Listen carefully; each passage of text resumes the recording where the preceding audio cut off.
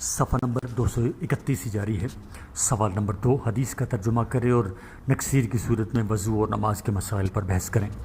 جواب: نافع عن ابن عمر انہ کان اذا رأف رجع فتوضأ ولم يتكلم ثم رجع فتبنى على ما صلى۔ ترجمہ: حضرت نافع حضرت عبداللہ بن عمر رضی اللہ تعالیٰ عنہ سے روایت کرتے ہیں کہ جب کبھی نماز میں ان کی نکسیر پھوٹتی تو وہ آتے اور وضو کرتے اور کسی سے بات چیت نہ کرتے اور پھر پلٹتے اور اپنی بقیہ نماز مکمل کرتے۔ تشریح: حضرت امام اعظم ابو حنیفہ رحمۃ اللہ علیہ کا یہی مسلک ہے کہ ہر بہنے والے خون سے وضو لازم آتا ہے، یعنی اگر بدن کے کسی بھی حصہ سے خون نکلا اور نکل کر اس حصہ تک بہہ گیا جس کا دھونا وضو اور غسل میں ضروری ہوتا ہے تو اس سے وضو ٹوٹ جائے گا۔ چنانچہ یہ حدیث امام صاحب کے مسلک کی دلیل ہے۔ امام صاحب کے علاوہ دیگر ائمہ کا مسلک یہ ہے کہ اگر خون پیشاب یا پاخانہ کے راستہ سے نکلے تو وضو ٹوٹ جائے گا، اس کے علاوہ کسی دوسری جگہ سے نکلا تو نہیں ٹوٹے گا۔ حضرت دار قطنی اس حدیث میں کلام فرما رہے ہیں۔ ان کا کہنا یہ ہے کہ حضرت عمر بن عبدالعزیز رحمۃ اللہ علیہ نے نہ تو تمیم داری سے سنا ہے اور نہ انہیں دیکھا ہے، اس لیے حدیث مرسل ہے۔ نیز اس حدیث کے دو راوی یزید بن خالد اور یزید بن محمد کے مجہول میں گویا ان کا مقصد اس کلام سے یہ ہے کہ جس حدیث میں یہ کلام ہو اس کو امام صاحب کا اپنے مسلک کی دلیل بنانا کوئی وزنی بات نہیں ہے۔ صفحہ نمبر 232، ہم اس کا جواب یہ دیتے ہیں کہ حدیث مرسل نہ صرف یہ کہ ہمارے ہی نزدیک بلکہ جمہور علماء کے نزدیک بھی دلیل و حجت بن سکتی ہے۔ اسی طرح یزید ابن خالد اور یزید بن محمد کے مجہول ہونے میں بھی اختلاف ہے۔ بعض حضرات نے تو انہیں مجہول قرار دیا ہے، جیسے کہ دار قطنی فرما رہے ہیں کہ مگر بعض حضرات نے انہیں مجہول نہیں کہا ہے۔ اس سے قطع نظر امام صاحب کی اصل دلیل تو یہ حدیث ہے کہ سرکار دو عالم صلی اللہ علیہ وآلہ وسلم نے ارشاد فرمایا ہے کہ من قاء او رافو او امزی فی الصلاۃ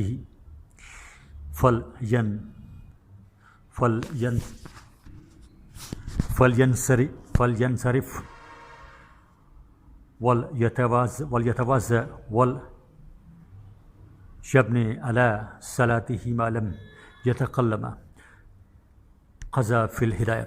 اگر کسی آدمی نے اپنی نماز میں کہہ کی یا اس کی نکسیر پھوٹی یا مزی نکلی تو اس کو چاہیے کہ وہ نماز سے نکل کر آئے اور پھر وضو کرے اور جب تک کہ کلام نہ کرے اسی نماز پر بنا کرے۔ نیز ابو داؤد میں بھی اس مضمون کی حدیث منقول ہے، لہٰذا اس سے معلوم ہوا کہ پیشاب اور پخانہ کے مقام کے علاوہ بدن کے کسی دوسرے حصے سے بھی خون نکلے تو وضو ٹوٹ جائے گا۔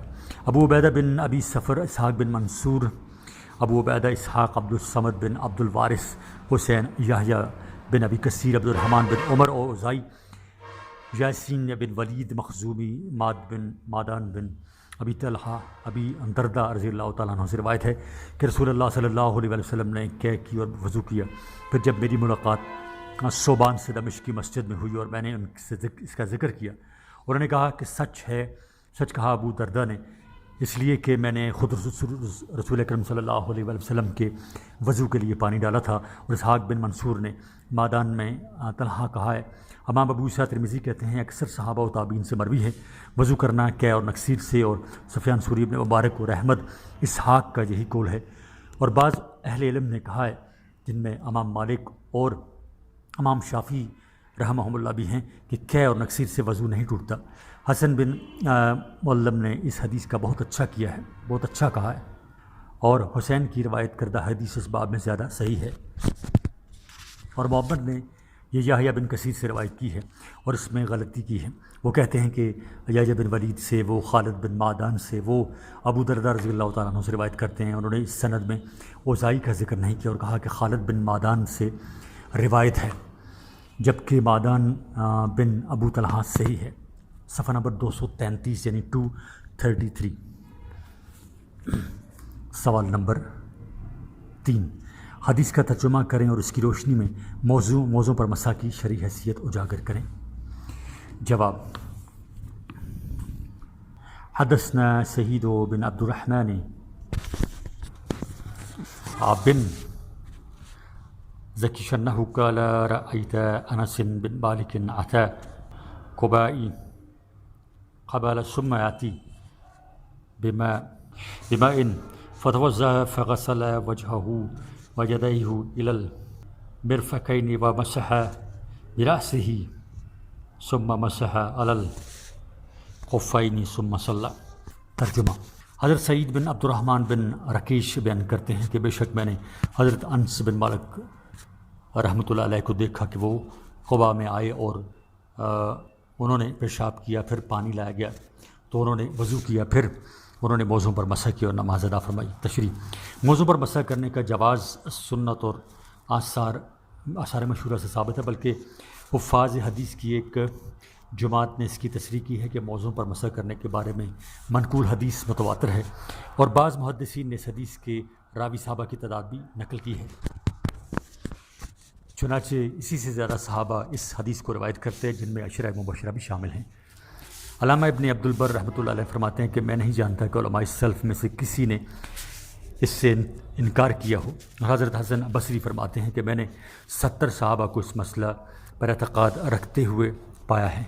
حضرت امام قرخی رحمۃ اللہ علیہ کا قول ہے کہ جو آدمی موضوع پر مسح کرنے کو قبول نہ کرے، یعنی اسے جائز نہ سمجھے، مجھے اس کے کافر ہونے جانے کا خوف ہے، کیونکہ اس کے جواز میں جو حدیث منقول ہیں وہ حد تواتر کو پہنچی ہوئی ہیں۔ حضرت امام اعظم رحمۃ اللہ علیہ ابو حنیفہ رحمۃ اللہ علیہ کا ارشاد ہے کہ میں موضوع پر مسح کرنے کا قائل اس وقت تک نہیں ہوا جب تک اس کے جواز پر مشتمل احادیث آفتاب کی روشنی کی طرح مجھ تک نہ پہنچ گئیں۔ ان اقوال اور ارشادات سے یہ بات واضح ہوگی کہ موضوع پر مسح کرنا جائز ہے، اس کے جواز میں کوئی شبہ، کوئی شک اور کوئی کلام نہیں ہے۔ اب اس کے بعد یہ سمجھ لیجیے کہ موضوع پر مسح کرنا یعنی رخصت شریعت اسلامی کے مسائل و جزئیات پر نظر رکھنے والے جانتے ہیں کہ اسلام نے اپنے ماننے والوں کے لیے کتنی آسانیاں اور سہولتیں پیدا کی ہیں۔ یہ حقیقت ہے کہ اسلام اور پیغمبر اسلام کی یہ بے پناہ شفقت و محبت ہی ہے جس نے عالمگیر اور سب سے سچے مذہب کو انسان کی فطرت و مزاج کے مطابق بنا دیا ہے۔ قدم قدم پر ایسے مسائل سے واسطہ پڑتا رہتا ہے جس میں اسلام اور شارع اسلام نے امت کو بہت زیادہ آسانیاں دی ہیں۔ صفحہ نمبر 234، جن کے بغیر یقیناً مسلمان مشکلات و تکالیف میں مبتلا ہو جاتے، کیونکہ سخت موقعوں پر مثلاً سردی کے موسم میں وضو کرتے وقت سب سے زیادہ تکلیف پاؤں کو دھونے ہی میں ہوتی ہے، لیکن شریعت نے سختی و تکلیف کے پیش نظر موضوع پر مسح کو جائز قرار دے کر امت پر ایک عظیم احسان کیا ہے، یعنی آسانی ہے اور پاؤں کو دھونا عظیمت یعنی اولا ہے۔ ہدایہ میں لکھا ہے کہ جو آدمی موضوع پر مسح کرنے پر اعتقاد نہ رکھے وہ بدعتی ہے، لیکن جو آدمی اس مسئلہ پر اعتقاد رکھتا ہے وہ مگر عظیمت یعنی اولا ہونے پر عمل کرنے کی وجہ سے موضوع پر مسح نہیں کرتا، تو اسے ثواب سے نوازا جاتا ہے۔ موضوع پر مسح اولا ہے یا پاؤں دھونا؟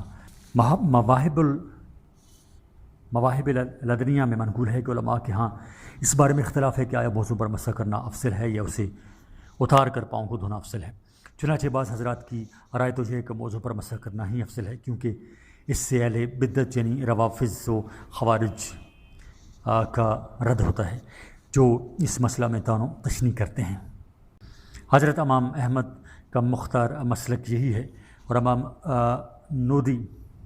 نووی نے کہا کہ ہمارے علماء یعنی حضرت شوافی کا مسلک یہ ہے کہ پاؤں کو دھونا افضل ہے، کیونکہ اصل یہی ہے، لیکن اس کے ساتھ شرط یہ ہے کہ موضوع پر مسح کرنے کو بالکل ترک نہ کیا جائے۔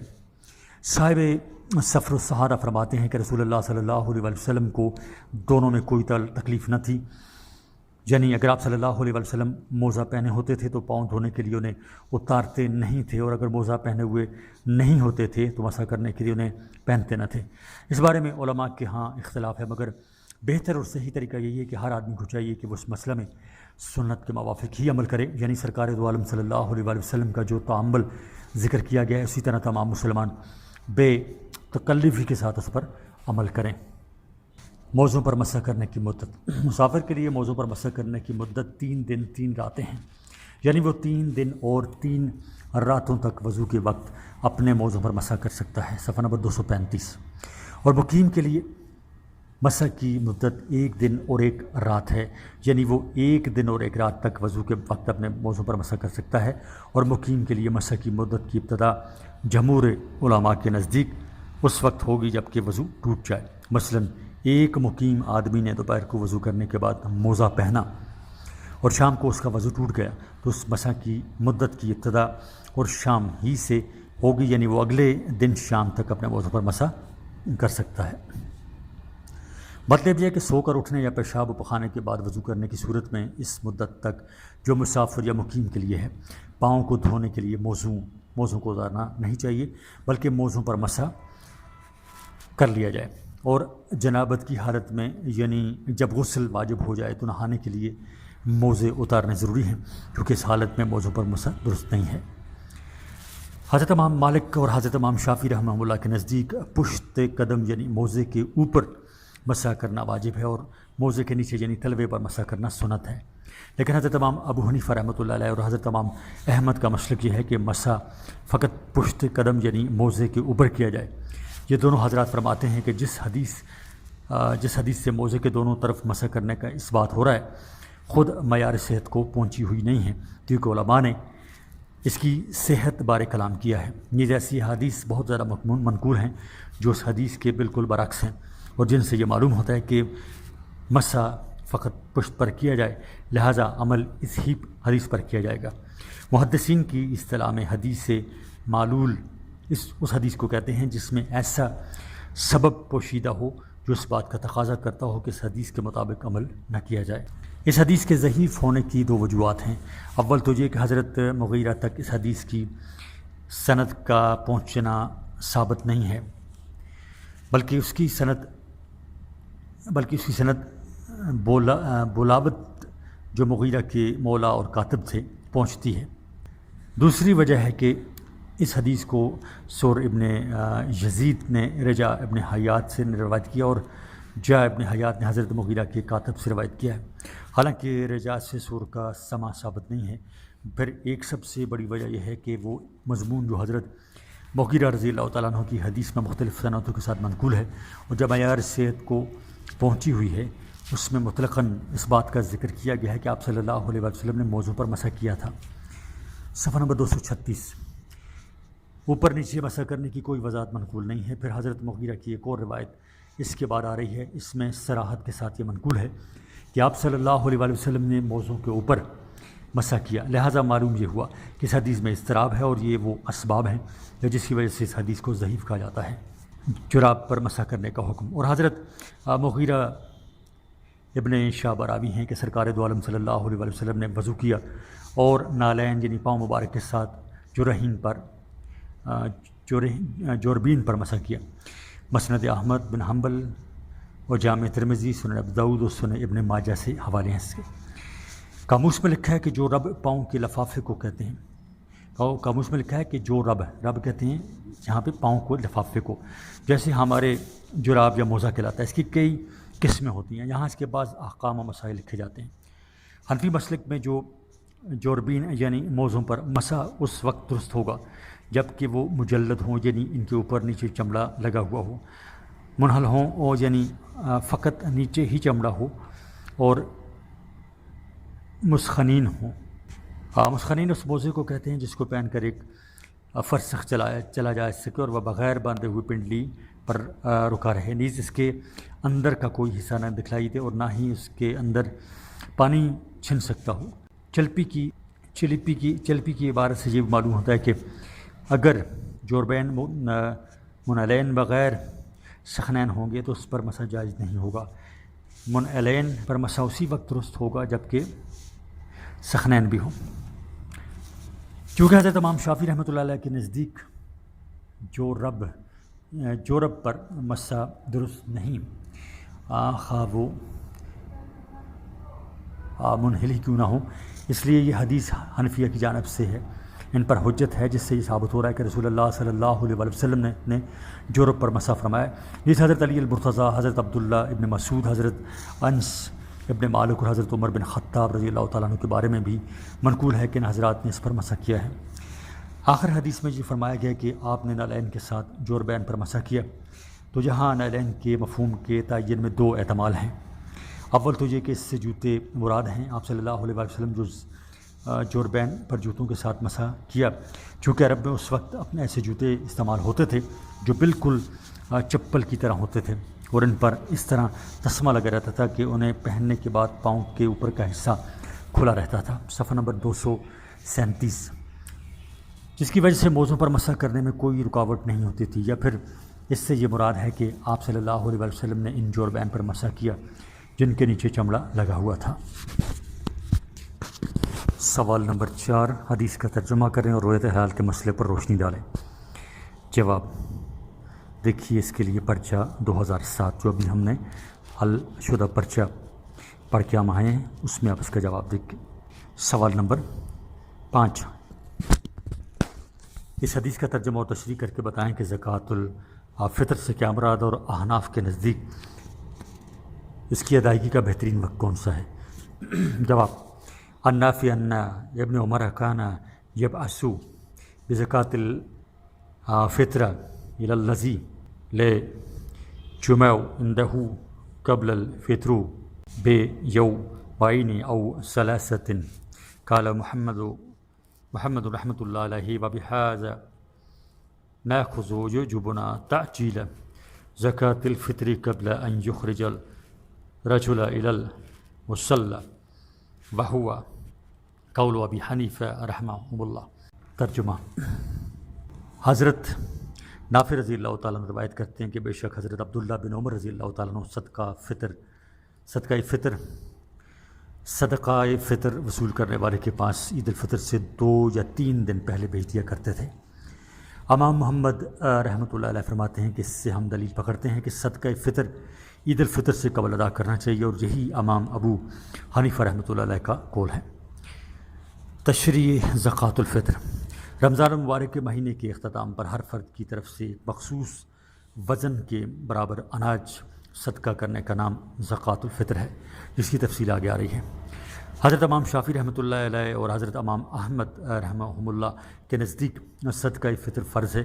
حضرت امام مالک رحمہ اللہ کے ہاں سنت موقدہ ہے، اور حضرت امام اعظم ابو حنیفہ رحمۃ اللہ علیہ کے مسلک میں واجب ہے۔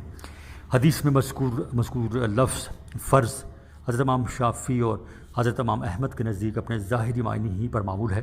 حضرت امام مالک فرض کے معنی بیان کرتے ہیں، مقرر کیا۔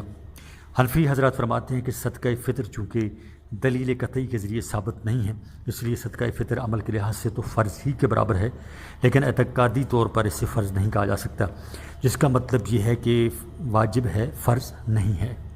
حضرت امام شافعی رحمۃ اللہ علیہ کے مسلک میں ہر اس شخص پر صدقہ فطر واجب ہے جو اپنے لیے اور ان لوگوں کے لیے جن کی طرف سے صدقہ فطر دینا اس کے ذمہ ایک دن کا سامان خوراک رکھتا ہو، اور وہ بقدر صدقہ فطر اس کی ضرورت سے زائد بھی۔ حضرت امام اعظم رحمۃ اللہ علیہ کے مسلک کے مطابق صدقہ فطر اسی شخص پر واجب ہوگا جو غنی ہو، یعنی اب وہ اپنی ضرورت اصلیہ کے علاوہ 52.5 تولہ چاندی کے بقدر اسباب وغیرہ کا مالک ہو، صفحہ نمبر 238، یا اس کے بقدر سونا چاندی یا اپنی ملکیت میں رکھتا ہو اور قرض سے محفوظ ہو۔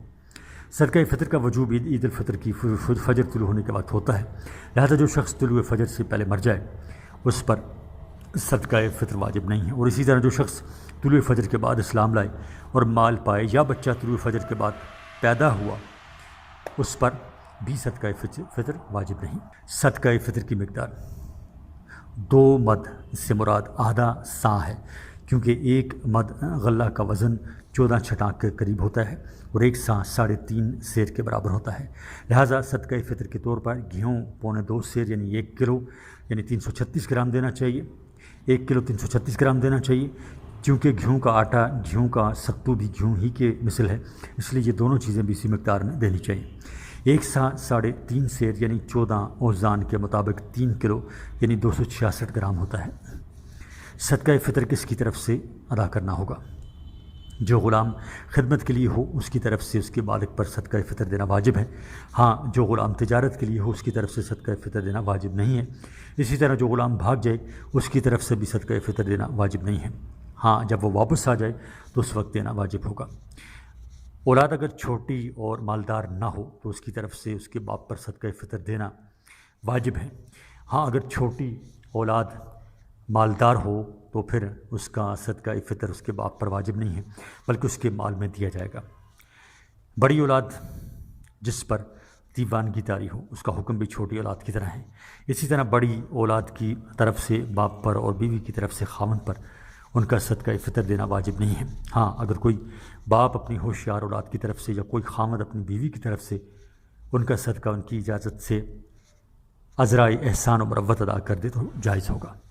صفحہ نمبر 239 یعنی 239 علامہ طیبی فرماتے ہیں کہ حدیث میں لفظ من المسلمین، لفظ عبد اور اس کے بعد کے الفاظ کا حال واقع ہو رہا ہے، لہٰذا کسی مسلمان پر اپنے کافر غلام کی طرف سے صدقہ فطر واجب نہیں ہوگا، مگر صاحب ہدایہ نے لکھا ہے کہ غلام کافر کا صدقہ فطر بھی اس کے مسلمان مالک پر واجب ہوتا ہے۔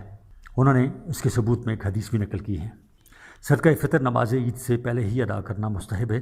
اگر کوئی شخص اس سے پہلے بھی خواہ 1 مہینے یا 1 مہینے سے بھی زیادہ پہلے دے دے تو جائز ہے۔ نماز عید کے بعد یا زیادہ تاخیر سے صدقہ فطر ساقط نہیں ہوتا، بہر صورت دینا ضروری ہوتا ہے۔ صدقہ فطر واجب کرنے کی حکمت۔ صدقہ فطر کو اس لیے واجب کیا گیا ہے تاکہ تقصیرات و کوتاہی اور گناہوں کی وجہ سے روزوں میں جو خلل واقع ہو گیا وہ اس کی وجہ سے جاتا رہے۔ نیز مساکین و غربا عید کے دن لوگوں کے سامنے دست سوال دراز کرنے سے بچ جائیں اور وہ صدقہ لے کر عید کی مسرت اور خوشیوں میں دوسرے مسلمانوں کے ساتھ شریک ہو جائیں۔ اور دارقطنی نے اس روایت کے آخر میں یہ الفاظ بھی ذکر کیے ہیں کہ جو شخص صدقہ فطر نماز عید سے پہلے ادا کرے گا اس کا صدقہ مقبول صدقہ ہوگا، اور جو شخص نماز عید کے بعد ادا کرے گا اس کا وہ صدقہ بعض صدقوں میں سے ایک صدقہ ہوگا۔ سوال نمبر 6، حدیث کا ترجمہ اور تشریح کریں اور بتائیں کہ شہار کیا ہے اور اس کے بارے میں احناف کا کیا موقف ہے۔ انا ابن عمر کان یشعر بدنته في الشك لا يسر إلا أن تكون السحابة مقرنة فإذا لم يستطيعوا أن يدخل بينها أشهر من الشك الأيمن وإذا أرادنا يشرحاه وجهها إلى القبلة قال فإذا أشهرها قال بسم الله والله أكبر وكان يشهرها بيده وينحرها بيده قياما۔ ترجمہ حضرت نافع حدیث بیان کرتے ہیں کہ بے شک حضرت عبداللہ بن عمر رضی اللہ تعالی عنہ اپنے قربانی کے جانور کی کوہان میں بائیں طرف اشہار کرتے اور جانوروں کو مل کر چلنے میں تکلیف محسوس فرماتے تو دائیں کی طرف اشار فرماتے، اس وقت جانور کا منہ قبلہ رخ کر لیتے تھے اور اشار کرتے وقت بسم اللہ واللہ کو پڑھتے اور قربانی کے اونٹ کھڑے کر کے اپنے ہاتھ سے ذبح فرماتے تھے۔ صفحہ نمبر 240 قال محمد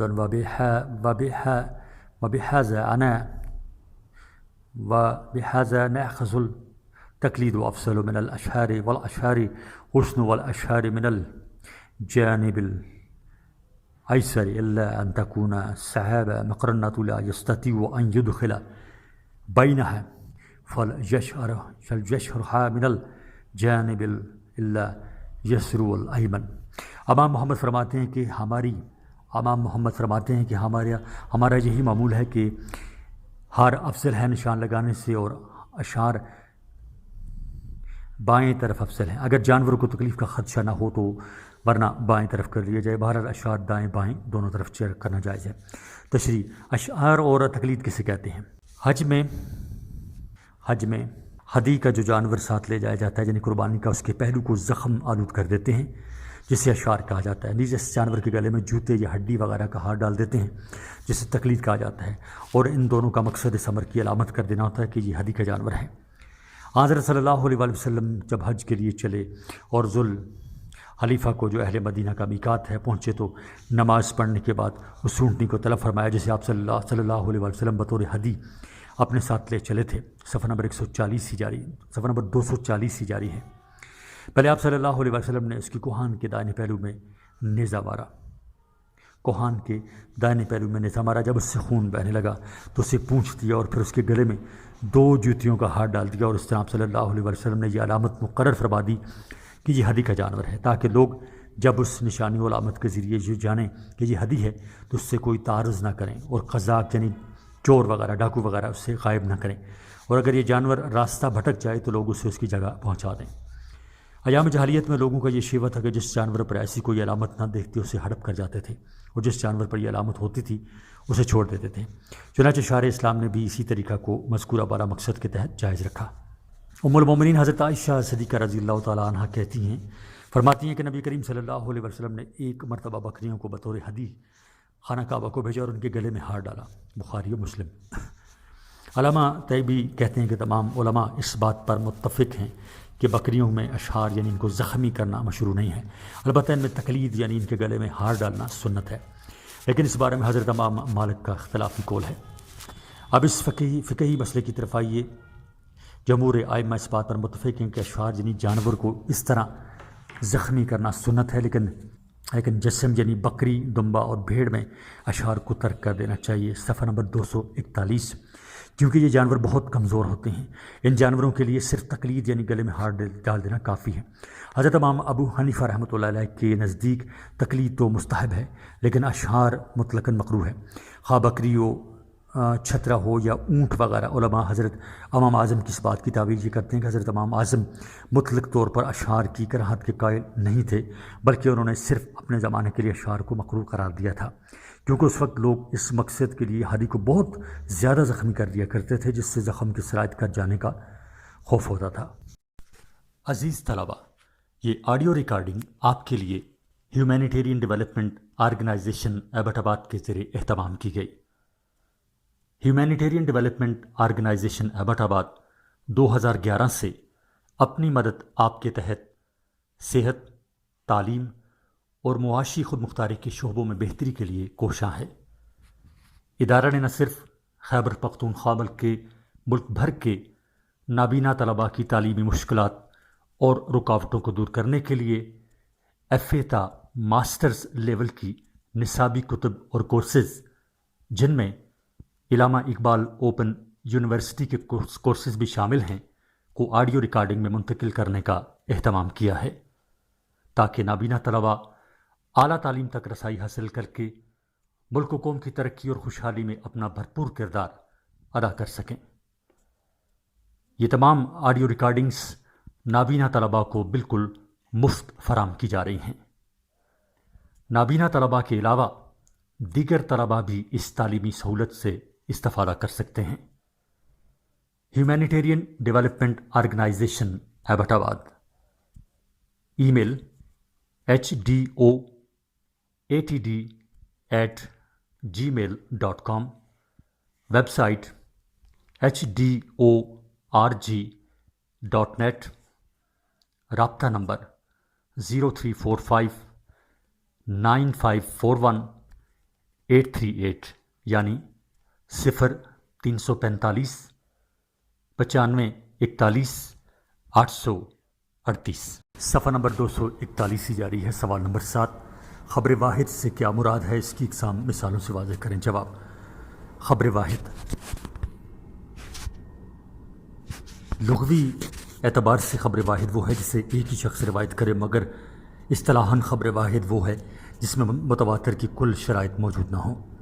حکم، خبر واحد مقبول بھی ہو سکتی اور مردود بھی، اس لیے اس کا واجب العمل ہونا راویوں کے حالات پر موقوف ہے۔ خبر واحد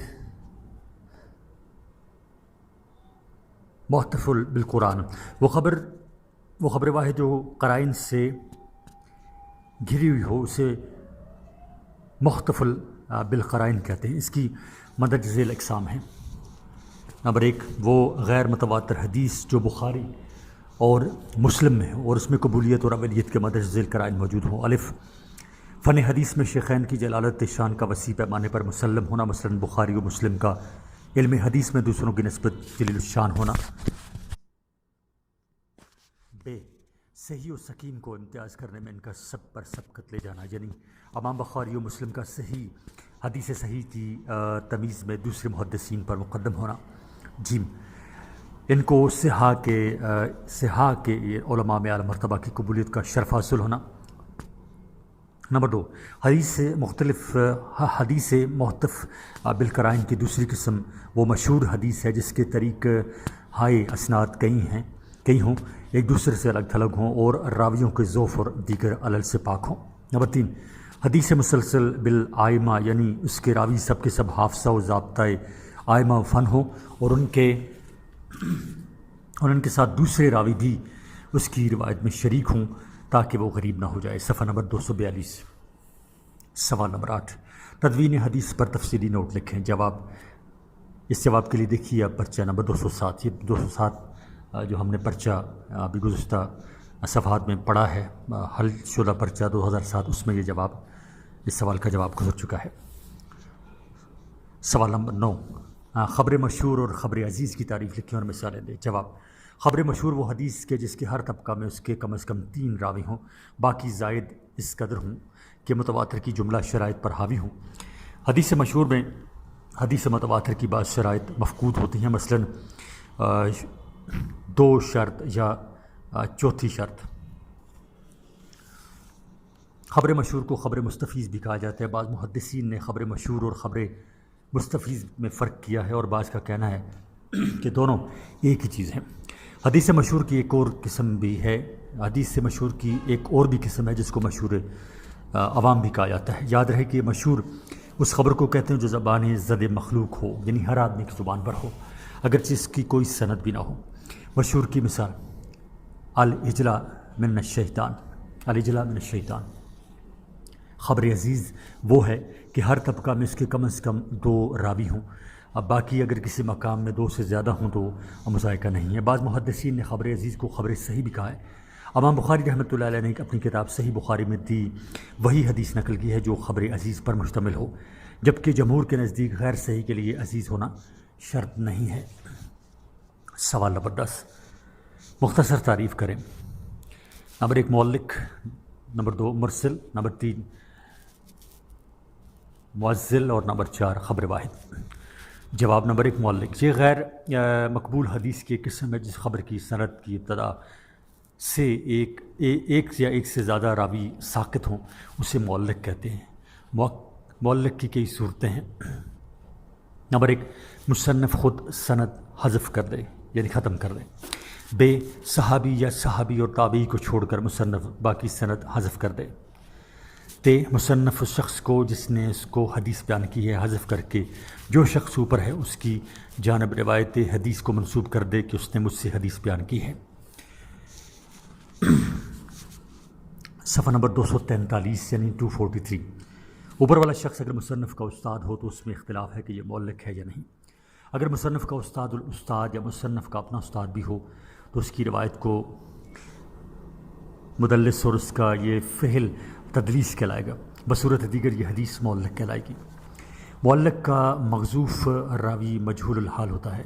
اگر کسی سند میں وہ راوی نامزد کر دیا گیا ہو تو پھر ایسی حدیث صحیح کہلائے گی۔ نمبر 2 مرسل، جس خبر کی اخیر سند میں تابعی کے بعد اگر راوی ساقط ہو تو اسے مرسل کہتے ہیں۔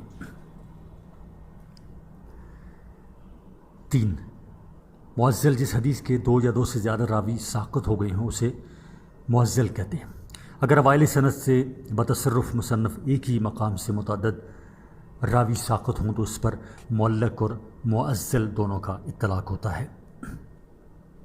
اگر درمیان سند سے متعدد راوی ایک ہی مقام سے بلا تصرف مصنف ساقط ہوں تو اس پر صرف معزل کا اطلاق ہوتا ہے۔ نمبر 4 خبر واحد۔ خبر واحد لغوی اعتبار سے خبر واحد وہ ہے جسے ایک ہی شخص روایت کرے، مگر اصطلاحاً خبر واحد جس میں متواتر کی کل شرائط موجود نہ ہو۔ حکم خبر واحد مقبول بھی ہو سکتی ہے اور مردود بھی، اس لیے اس کا واجب العمل ہونا راویوں کی حالات پر موقوف ہے۔ خبر واحد محتف بالقرائن، وہ خبر واحد جو قرائن سے گھری ہو اسے محتف بالقرائن کہتے ہیں۔ اس کی مدرج ذیل اقسام ہیں۔ نمبر 1 وہ غیر متواتر حدیث جو بخاری اور مسلم میں ہو اور اس میں قبولیت اور اولیت کے مندرجہ ذیل قرائن موجود ہوں۔ نمبر 1 فن حدیث میں شیخین کی جلالت شان کا وسیع پیمانے پر مسلم ہونا، مثلاً بخاری و مسلم کا علم حدیث میں دوسروں کی نسبت جلیل الشان ہونا۔ بے صحیح و سقیم کو امتیاز کرنے میں ان کا سب پر سبقت لے جانا، یعنی امام بخاری و مسلم کا حدیث صحیح کی تمیز میں دوسرے محدثین پر مقدم ہونا۔ صفحہ نمبر 244 جیم ان کو صحا کے علماء میں اعلیٰ مرتبہ کی قبولیت کا شرف حاصل ہونا۔ 2 حدیث محتف بالقرائن کی دوسری قسم وہ مشہور حدیث ہے جس کے طریقہ ہائے اسناد کئی ہوں، ایک دوسرے سے الگ تھلگ ہوں اور راویوں کے ذوف اور دیگر علل سے پاک ہوں۔ 3 حدیث مسلسل بالآئمہ، یعنی اس کے راوی سب کے سب حافظ و ضابطہ آئمہ و فن ہوں اور ان کے ساتھ دوسرے راوی بھی ان کی بھی اس کی روایت میں شریک ہوں تاکہ وہ غریب نہ ہو جائے۔ صفحہ نمبر 244 حل پرچہ 2009 سوال نمبر 1 مدرجہ ذیل کا ترجمہ اور تشریح کریں۔ ان ابی ہریرہ ان رجلا سأل رسول اللہ صلی اللہ علیہ وسلم فقال ان نركب البحر ونحمل ومعنا القليل من الماء فإن توازن به عطشنا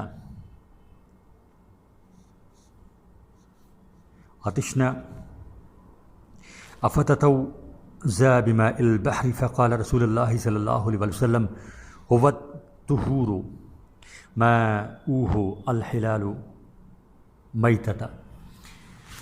ترجمہ حضرت مغیرہ بن ابی بردہ حضرت ابو ہریرہ رضی اللہ تعالیٰ عنہ سے روایت کرتے ہیں کہ ایک شخص نے نبی کریم صلی اللہ علیہ وسلم سے دریافت کیا کہ ہم سمندر کا سفر کرتے ہیں، یعنی میٹھا پانی اپنے ہمراہ تھوڑا سا لے جاتے ہیں، اس لیے اگر ہم اس پانی سے وضو کر لیں تو پیاسے رہ جائیں تو کیا ہم دریا کے پانی سے وضو کر سکتے ہیں یا تیمم کر لیا کریں؟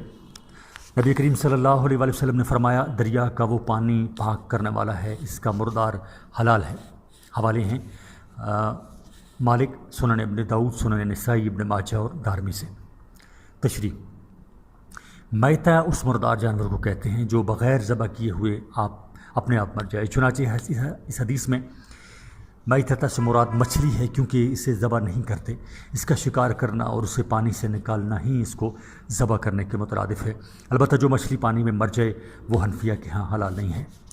دریائی جانوروں میں مچھلی تمام علماء کے ہاں متفقہ طور پر حلال ہے، دوسرے جانوروں کے بارے میں اختلاف ہے جس کی تفصیل فقہ کی کتابوں میں موجود ہے۔ حدیث کے الفاظ سے واضح ہے کہ سمندر کے پانی سے وضو درست ہے، حوض اور تالاب کے مسائل اس سے الگ ہیں۔ سوال نمبر 3 اس حدیث کا ترجمہ کر کے جمعہ کے دن کی فضیلت مفصل بیان کریں۔ جواب اس کا آپ دیکھ سکتے ہیں پرچہ نمبر 2008 میں گزر چکا ہے، وہاں آپ اس جواب کو دیکھ لیجیے۔ صفحہ نمبر 245 سوال نمبر 3 حدیث کا ترجمہ کر کے قرۃ خلف الامام کے بارے میں ائمہ اربعہ کے مذاہب پر بحث کریں، نیز مذہب حنفیہ کے دلائل تفصیل سے تحریر کریں۔ جواب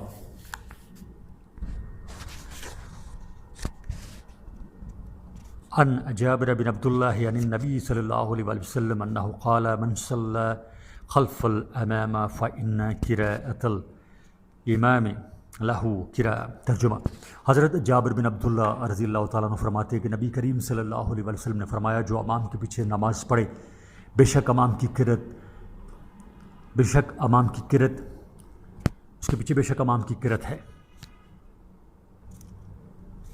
تشریح حضرت عبادہ بن صامت فرماتے ہیں کہ ایک دن ہم لوگ فجر کی نماز میں آقا نامدار صلی اللہ علیہ وسلم کے پیچھے تھے، آپ صلی اللہ علیہ وآلہ وسلم نے جب قرت شروع کی تو آپ صلی اللہ علیہ وآلہ وسلم پر پڑھنا بھاری ہو گیا، پھر جب آپ نماز سے فارغ ہوئے تو فرمایا کہ شاید تم لوگ امام کے پیچھے قرت کیا کرتے ہو۔ ہم نے عرض کیا جی ہاں یا رسول اللہ۔ آپ صلی اللہ علیہ وسلم نے فرمایا سوائے سورہ فاتحہ کے کچھ نہ پڑھا کرو، اس لیے کہ جو آدمی یہ صورت نہیں پڑھتا اس کی نماز نہیں ہوتی۔ حوالے ہیں ابو داؤد اور جامع ترمذی سے۔ نسائی نے یہ روایت بالمعنی نقل کی ہے اور ابو داؤد کی ایک روایت میں یہ الفاظ بھی ہیں کہ آپ صلی اللہ علیہ وسلم نے صحابہ کا جواب سن کر فرمایا جب ہی تو میں یوں کہتا تھا کہ یہ کیا ہو گیا ہے کہ قرت مجھ پر بھاری ہو رہی ہے، جب میں بآواز بلند پڑھا کروں تو تم لوگ بجز سورہ فاتحہ کے اور کچھ مت پڑھا کرو۔ رسول اللہ صلی اللہ علیہ وسلم نماز میں بآواز بلند قرت کر رہے تھے، آپ صلی اللہ علیہ وسلم کے پیچھے مقتدی صحابہ بجائے اس کے کہ خاموشی اختیار کر کے آپ صلی اللہ علیہ وسلم کی قرت سنتے خود بھی قرت کرنے لگے، جس کا نتیجہ یہ ہوا کہ مقتدیوں کی قرت نبی کریم صلی اللہ علیہ وسلم کی قرأت پر اثر انداز ہوئی اور آپ صلی اللہ علیہ وسلم کی نماز میں خلل پیدا ہو گیا، جس کی وجہ سے آپ صلی اللہ علیہ وسلم کے لیے قرأت کرنا مشکل ہو گیا، کیونکہ بسا اوقات کامل چیز پر ناقص چیز بھی اثر انداز ہو جاتی ہے۔ جیسا کہ کتاب الطہارت کی ایک حدیث میں گزر چکا ہے کہ ایک دن رسول اللہ صلی اللہ علیہ وسلم نے صبح کی نماز میں قرأت شروع کی اور پھر اچانک رکے، اور پھر اس رکنے کا سبب یہ بیان کیا کہ کچھ ایسے لوگ میرے پیچھے نماز پڑھنے کے لیے کھڑے ہو جاتے ہیں جو ٹھیک طرح سے وضو نہیں کرتے، یعنی ان کا وضو ناقص رہ جاتا ہے، جو میری نماز و قرأت پر اثر انداز ہوتا ہے۔ صفحہ نمبر 246۔ بظاہر اس حدیث سے یہ معلوم ہوتا ہے کہ نماز میں سورہ فاتحہ کا پڑھنا فرض ہے، لیکن ائمہ کے ہاں اس مسئلے میں اختلاف ہے۔ چنانچہ حضرت امام ابو حنیفہ رحمۃ اللہ علیہ کا مسلک یہ ہے کہ امام اور منفرد یعنی تنہا نماز پڑھنے والے کے لیے سورہ فاتحہ پڑھنا واجب ہے، مگر مقتدی کے لیے واجب نہیں ہے، خواہ نماز بلند آواز کی ہو یا آہستہ آواز کی۔ اس کی دلیل قرآن کی یہ آیت ہے، وَإِذَا قُرِئَ الْقُرْآنَ فَاسْتَمِعُوا لَهُ وَأَنصِتُوا۔ ترجمہ یعنی نماز میں قرآن جب پڑھا جائے تو سنو اور خاموشی اختیار کرو۔ عوام سب اس حدیث کو ابتدا پر معمول کرتے ہیں، یعنی یہ حکم ابتدا اسلام میں تھا، پھر بعد میں منسوخ ہو گیا۔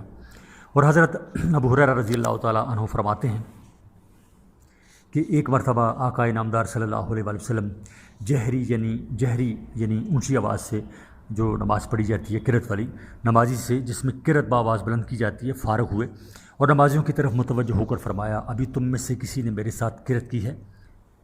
ایک آدمی نے عرض کیا، ہاں یا رسول اللہ۔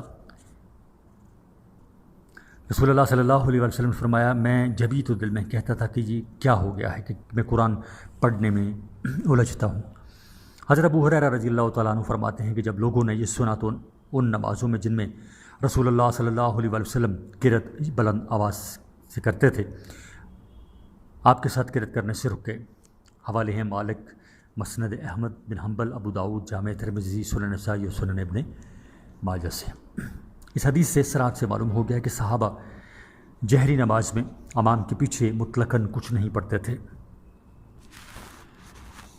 نہ تو سورہ فاتحہ کی قرأت کرتے تھے اور نہ کسی دوسری سورت اور آیت کی، لہٰذا حنفیہ کا مسلک ثابت ہوا کہ امام کے پیچھے مقتدیوں کے لیے قرأت کرنا جائز نہیں ہے۔ ہو سکتا ہے کہ یہ حدیث سے پہلے گزرنے والی حدیث کے لیے ناسخ ہو، یعنی اس کو منسوخ کر رہی ہو، جس میں کہا گیا ہے کہ امام کے پیچھے سورہ فاتحہ پڑھنی چاہیے، کیونکہ حضرت ابو ہریرہ رضی اللہ تعالیٰ عنہ بعد میں اسلام لائے ہیں، اس لیے ان کی روایت کردہ حدیث بھی اس حدیث کے بعد کی ہوئی، اور ظاہر ہے کہ بعد کا حکم پہلے حکم کے لیے ناسخ ہوا کرتا ہے۔ اور حضرت ابو ہریرہ رضی اللہ تعالیٰ عنہ راوی ہیں کہ آقا انعامدار صلی اللہ علیہ وسلم نے فرمایا، امام اس لیے مقرر کیا گیا ہے کہ اس کی پیروی کی جائے، لہٰذا جب امام اللہ اکبر کہے تو تم بھی اللہ اکبر کہو، اور جب امام قرأت کرے تو تم خاموش رہو۔ سنن ابن داؤد، سنن نسائی اور سنن ابن ماجہ کی روایت ہے یہ۔ صفحہ نمبر 247۔ ان ابی ہریرہ قال قال رسول اللہ صلی اللہ علیہ وسلم، انما جعل الامام لیؤتم به فاذا قبر فكبروا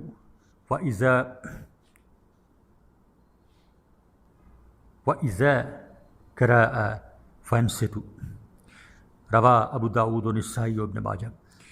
فاذا اکبروا فکبروا، جب امام تکبیر کہے تو پھر تم تکبیر کہو گی۔ وضاحت کرتے ہوئے علامہ ابن حجر نے فرمایا کہ مقتدی تکبیر امام کے تکبیر کہنے کے بعد کہیں، نہ تو اس کے ساتھ ساتھ کہیں اور نہ اس سے پہلے کہیں، اور یہ حکم تکبیر تحریمہ میں تو واجب ہے، البتہ دوسری تکبیرات میں مستحب ہے۔ حدیث کے دوسرے جز فاذا قرأ سے مراد مطلق ہے، یعنی خواہ امام بلند قرأت کرے یا آہستہ پڑھے، دونوں صورتوں میں مقتدیوں کو خاموشی سے اس کی قرأت سننا چاہیے۔ اس کے لیے آپ صلی اللہ علیہ وسلم نے فانصتوا یعنی چپ رہو فرمایا، فاستمعوا یعنی سنو نہیں فرمایا۔ ارشاد ربانی ہے، وَإِذَا قُرِئَ الْقُرْآنُ فَاسْتَمِعُوا لَهُ وَأَنصِتُوا، یعنی جب قرآن پڑھا جائے تو بلند آواز سے پڑھنے کی صورت میں تو اسے سنو اور آہستہ آواز سے پڑھنے کی صورت میں خاموش رہو۔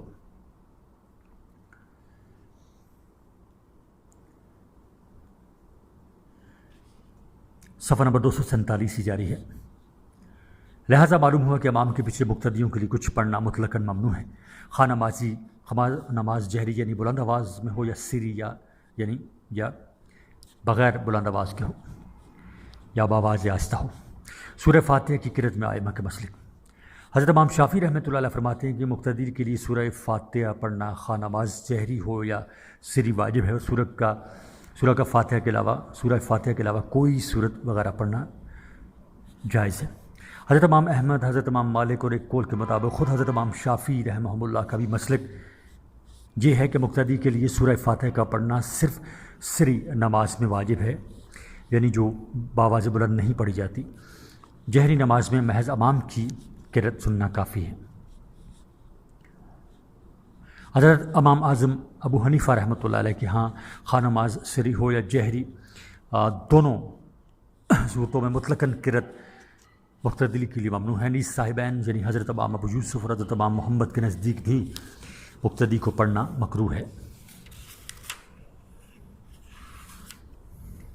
صفحہ نمبر 248۔ حضرت امام محمد جو حضرت امام اعظم کے جلیل القدر شاگرد اور فقہ حنفیہ کے امام ہیں، فقہ بھی کہتے ہیں فقہ بھی کہتے ہیں اس لفظ کو، فرماتے ہیں کہ صحابہ کی ایک جماعت کے قول کے مطابق امام کے پیچھے مقتدی اگر سورہ فاتحہ کی قرأت کرے تو نماز فاسد ہو جاتی ہے۔ لہٰذا احتیاط کا تقاضا یہ ہے کہ عمل اس دلیل پر کیا جائے جو زیادہ قوی اور مضبوط ہو۔ چنانچہ حنفیہ کی دلیل یہ حدیث ہے، من کان لہ امام فقراءۃ الامام قراء لہ، یعنی نماز میں جس میں آدمی کا امام ہو تو امام کی قرأت ہی اس مقتدی کی قرأت ہوگی۔ یہ حدیث بالکل صحیح ہے۔ البخاری و مسلم کے علاوہ سبھی نے اسے نقل کیا ہے، اور ہدایہ میں تو یہاں تک مذکورہ ہے کہ علیہ اجماع الصحابہ، یعنی اس پر صحابہ کا اتفاق تھا۔ صفحہ نمبر 248 ہی جاری ہے۔ امام محمد کے مسئلے کی تحقیق۔ ابھی ہم نے اوپر لکھا ہے کہ حضرت امام اعظم اور صاحبین کا متفقہ طور پر مسلک یہ ہے کہ مقتدی پر سورہ فاتحہ کا پڑھنا فرض نہیں ہے، مگر اس سلسلے میں کچھ غلط فہمی پیدا ہو گئی ہے، جس کی بنیاد پر بعض لوگوں کا خیال ہے کہ امام محمد کا مسلک امام اعظم اور امام یوسف سے کچھ مختلف ہے۔ چنانچہ ملا علی قاری نے مرخہ شرائع مشکات میں اور کچھ دوسرے علماء نے اپنی کتابوں میں لکھا ہے کہ امام محمد اس کے قائل ہیں کہ آہستہ آواز کی نماز میں مقتدی پر سورہ فاتحہ کا پڑھنا فرض ہے۔ ہم سمجھتے ہیں کہ امام محمد کی طرف اس قول کی نسبت کسی غلط فہمی کا نتیجہ ہے، کیونکہ امام محمد کی کتابوں سے بالکل صاف طور پر یہ ظاہر ہوتا ہے کہ وہ اس مسئلہ میں شیخین یعنی امام اعظم اور امام ابو یوسف سے بالکل متفق ہیں۔ چنانچہ امام محمد اپنی کتاب میں لکھتے ہیں کہ لا قراءۃ خلف الامام فیما جہر فیہ ولا فیما لم یجہر بذلک جاءت ائمۃ الاثر وہو قول ابی حنیفہ رحمۃ اللہ تعالی۔ نماز خواہ بلند آواز کی ہو یا آہستہ آواز کی، کسی حال میں بھی امام کے پیچھے قرأت نہیں ہے۔ اسی کے مطابق ہمیں بہت سے احادیث پہنچی ہیں، اور یہی قول امام ابو حنیفہ رحمۃ اللہ علیہ کا ہے۔ نیز امام موصوف نے اپنی دوسری تصنیف کتاب الاثار میں قرأت خلف الامام کے عدم اثبات میں احادیث و آثار کو نقل کرتے ہوئے تحریر فرمایا کہ وابہ ناخذ لا نرى القراءة خلف الامام شیء من الصلاة یجہر فیہ او لا یجہر فیہ۔ ترجمہ، اور یہی یعنی عدم قرأت خلف الامام ہمارا بھی مسلک ہے۔ ہم قرأت خلف الامام کو کسی بھی نماز میں، خواہ بلند آواز کی ہو نماز یا آہستہ آواز کی نماز ہو، روا نہیں رکھتے۔ صفحہ نمبر 249۔ بہرحال مذکورہ 12 مذہب کو دیکھتے ہوئے یہ بات ظاہر ہوئی کہ سورہ فاتحہ کے سلسلہ میں حنفیہ وہ دو چیزوں کے قائل ہیں۔ اول تو یہ مقتدی پر سورہ فاتحہ کا پڑھنا کسی بھی حال میں فرض نہیں، خواہ وہ نماز بلند آواز کی ہو یا آہستہ آواز کی، اور دوسری یہ کہ اگر کوئی مقتدی سورہ فاتحہ پڑھتا ہے تو گویا وہ مکروہ تحریمی کا ارتکاب کرتا ہے۔ اس موقع پر ہم صرف اتنی بات صاف کریں گے کہ یہ مقتدی پر سورہ فاتحہ کا پڑھنا فرض کیوں نہیں ہے اور اس کے دلائل کیا ہیں۔ تو جان لیجئے کہ جو حضرات یہ فرماتے ہیں کہ مقتدی پر سورہ فاتحہ کا پڑھنا فرض ہے، اس کی سب سے بڑی دلیل اس بات کی اس باب کی پہلی حدیث ہے، یعنی لا صلاۃ الا بفاتحۃ الکتاب۔ ان حضرات کے نزدیک امام کا پڑھنا مقتدی کے حق میں کافی نہیں، بلکہ ہر ایک آدمی کو بطور خود پڑھنا ضروری ہے۔ امام اعظم رحمۃ اللہ علیہ فرماتے ہیں کہ امام کا پڑھنا مقتدی کے لیے، امام اعظم خطاب ہے حضرت امام ابو حنیفہ رحمۃ اللہ علیہ کا۔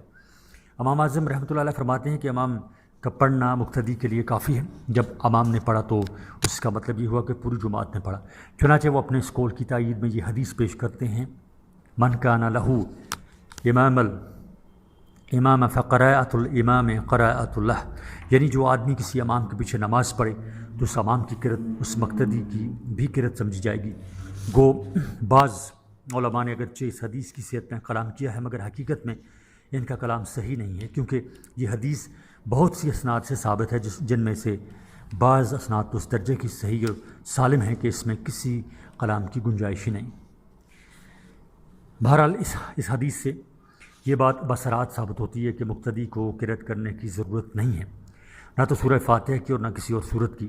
اس موقع پر یہ احتمال بھی پیدا نہیں کیا جا سکتا کہ شاید اس حدیث کا تعلق بلند آواز کی نماز سے ہو، کیونکہ یہ بات بھی صحیح طور پر ثابت ہے کہ رسول اللہ صلی اللہ علیہ وسلم کا یہ ارشاد عصر کی نماز کے وقت تھا، جو آہستہ آواز کی نماز ہے، اور جب آہستہ آواز کی نماز میں یہ حکم ہے تو بلند آواز کی نماز میں تو بدرجہ اولیٰ یہی حکم ہوگا۔ سوال نمبر 4،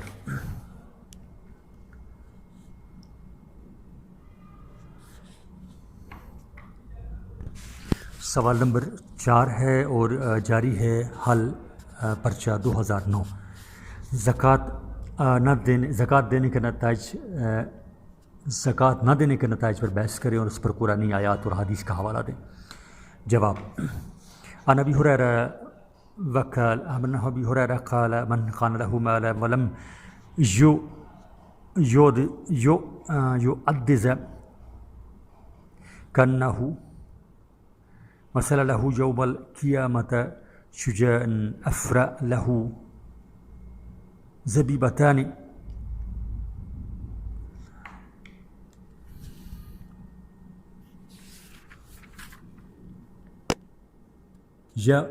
یطلبہ حتی یمکن فیقول انا کنزک۔ صفحہ نمبر 250۔ ترجمہ، حضرت ابو ہریرہ رضی اللہ تعالیٰ عنہ سے روایت ہے کہ آپ صلی اللہ علیہ وسلم نے فرمایا کہ جس کے پاس مال ہو اور اس نے اس کی زکوٰۃ ادا نہ کی تو وہ مال قیامت کے دن گنجے سام کی طرح ہوگا، جس کی آنکھوں پر 2 سیاہ نقطے ہوں گے، جو اس پر حملہ آور ہوگا حتیٰ کہ اس پر قابو پا لے گا اور وہ مال پکارے گا، میں ہی تیرا مال ہوں۔ تشریح، گنجے سام کا مطلب یہ ہے کہ اس کے سر پر بال نہیں ہوں گے، اور یہ گنجا پن سانپ کے بہت زیادہ زہریلا اور دراز عمر ہونے کی علامت ہے۔ بخاری شریف میں یہ حدیث الفاظ کے ساتھ ہے۔ حضرت ابو ہریرہ رضی اللہ تعالیٰ عنہ سے روایت ہے کہ رسول کریم صلی اللہ علیہ وسلم نے فرمایا، جس شخص کو اللہ تعالیٰ نے مال و زر دیا اور اس نے اس کی زکوٰۃ ادا نہیں کی تو قیامت کے دن اس کا مال و زر گنجے سانپ کی شکل میں تبدیل کیا جائے گا، جس کی آنکھوں پر 2 سیاہ نقطے ہوں گے۔ پھر وہ سانپ اس شخص کے گلے میں بطور ٹوک ڈال دیا جائے گا، اور وہ سانپ اس شخص کی دونوں باچھیں پکڑے گا اور کہے گا کہ میں تیرا مال ہوں، تیرا مال ہوں، تیرا خزانہ ہوں۔ اس کے بعد آپ نے یہ آیت پڑھی، وَلَا يَحْسَبَنَّ الَّذِي يَبْخِلُونَ، اللہ یہ وہ لوگ جو بخل کرتے ہیں یہ گمان نہ کریں، الی آخر الآیہ، اور یہ حوالہ ہے بخاری شریف کا۔ حضرت صلی اللہ علیہ وسلم نے اپنے ارشاد گرامی کے بعد بطور استدلال آیت کریمہ کی تلاوت فرما کر آگاہ فرمایا کہ خوب اچھی طرح سن لو کہ اللہ تعالیٰ بھی یہی ارشاد فرماتا ہے۔ چنانچہ پوری آیت یہ ہے، وَلَا يَحْسَبَنَّ الَّذِينَ يَبْخِلُونَ بِمَا آتَاهُمُ اللَّهُ مِنْ فَضْلِهِ هُوَ خَيْرٌ لَهُمْ بَلْ هُوَ شَرٌّ لَهُمْ سَيَأْتُوكُونَ مَا بُخِلُوا بِهِ يَوْمَ الْقِيَامَةِ۔ جن لوگوں کو اللہ تعالیٰ نے اپنے فضل سے مال عطا فرمایا ہے، ترجمہ اس کا یہ ہے، جن لوگوں کو اللہ تعالیٰ نے اپنے فضل سے مال عطا فرمایا ہے اور وہ اس میں بخل کرتے ہیں، تو وہ اپنے اس مال کے بارے میں یہ گمان نہ کریں کہ وہ ان کے لیے بہتر ہے، بلکہ وہ مال تو ان کے حق میں سراسر وبال جان ہے۔ اور یاد رکھو، وہ وقت دور نہیں ہے کہ جب قیامت کے دن وہ اس مال کا کہ جس میں بخل کرتے ہیں یعنی بخیلی کرتے ہیں توق پہنائے جائیں، یعنی ان کا مال توق بنا کر ان کی گردنوں میں ڈالا جائے گا۔ توق کہتے ہیں لوہے کا ایک رنگس ہوتا ہے اس کو، خزانہ سے مراد وہ مال ہے جسے اس کا مالک جمع کر کے رکھے اور اس کی زکوٰۃ ادا نہ کرے۔ یہی حکم ان تمام مالوں کا ہے جو ناجائز اور حرام طریقے سے جمع کیے گئے ہیں۔ حدیث کے آخری جملے حتی یلقمہ اصابع کے دو معنی ہو سکتے ہیں۔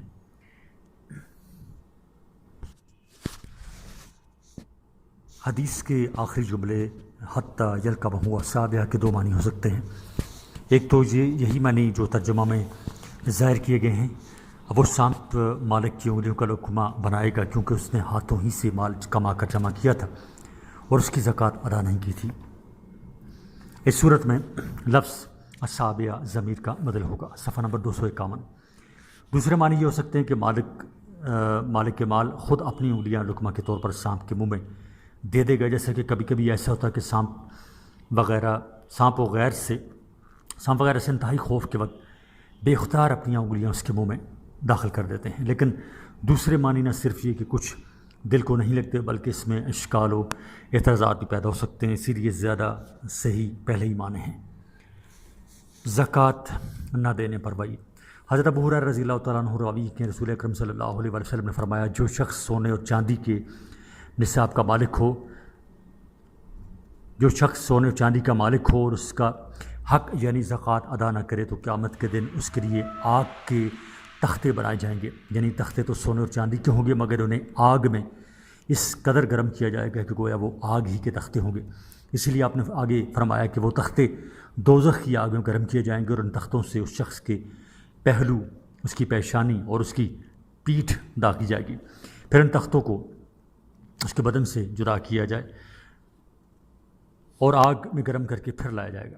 یعنی جب وہ تختے ٹھنڈے ہو جائیں گے تو انہیں دوبارہ گرم کرنے کے لیے آگ میں ڈالا جائے گا اور وہاں سے نکال کر اس شخص کے بدن کو داغا جائے گا، اور اس دن کی مقدار کہ جس میں یہ سلسلہ اسی طرح جاری رہے گا 50,000 سال کی ہوگی، یہاں تک کہ بندوں کا حساب کتاب ختم ہو جائے گا اور وہ شخص جنت یا دوزخ کی طرف اپنی راہ دیکھے گا۔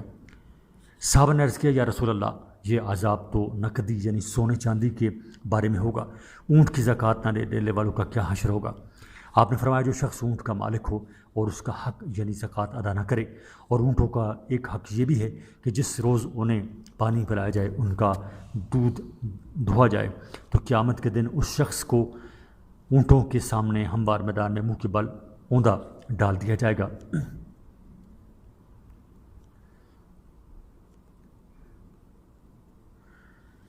اور اس کے سارے اونٹ گنتی اور موٹاپے میں پورے ہوں گے، مالک ان میں سے ایک بچہ بھی کم نہ پائے گا، یعنی اس شخص کے سب اونٹ وہاں موجود ہوں گے، حتیٰ کہ اونٹوں کے سب بچے بھی ان کے ساتھ ہوں گے۔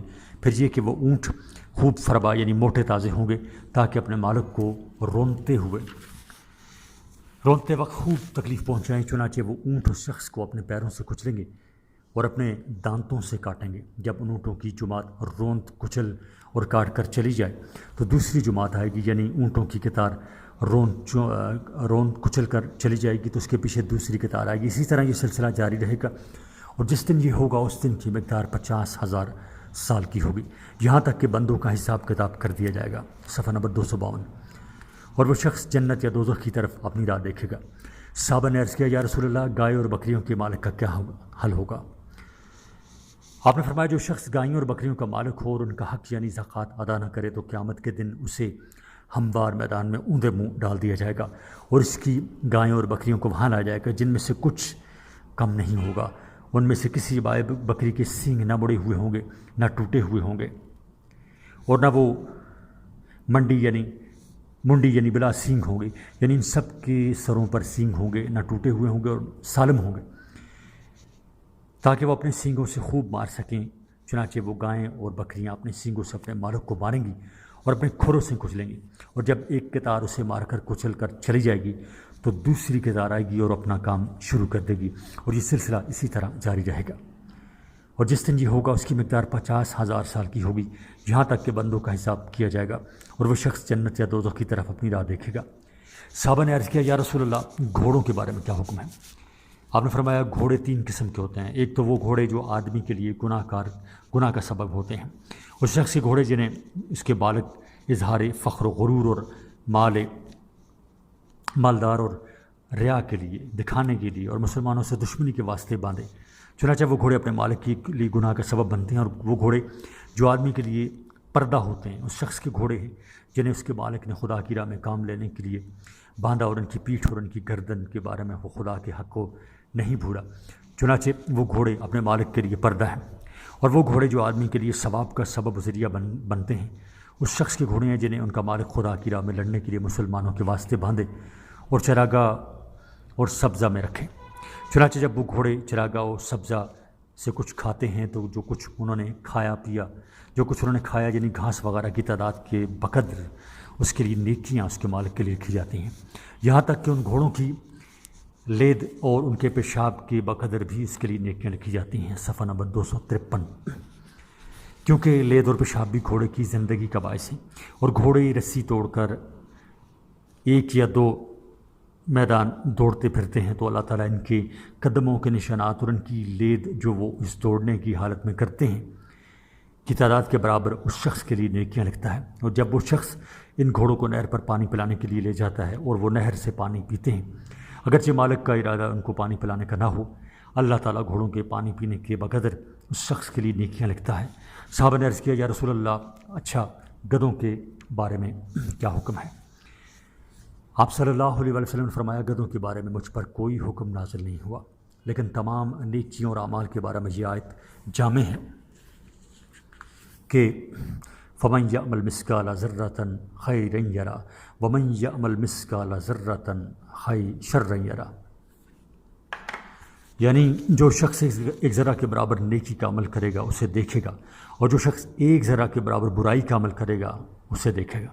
یعنی مثلاً کوئی شخص کسی دوسرے کو نیک کام کے لیے جانے کے واسطے اپنا گدھا دے گا تو ثواب پائے گا، اور اگر برے کام کے لیے دے گا تو گنہگار ہوگا۔ حوالہ ہے مسلم شریف سے۔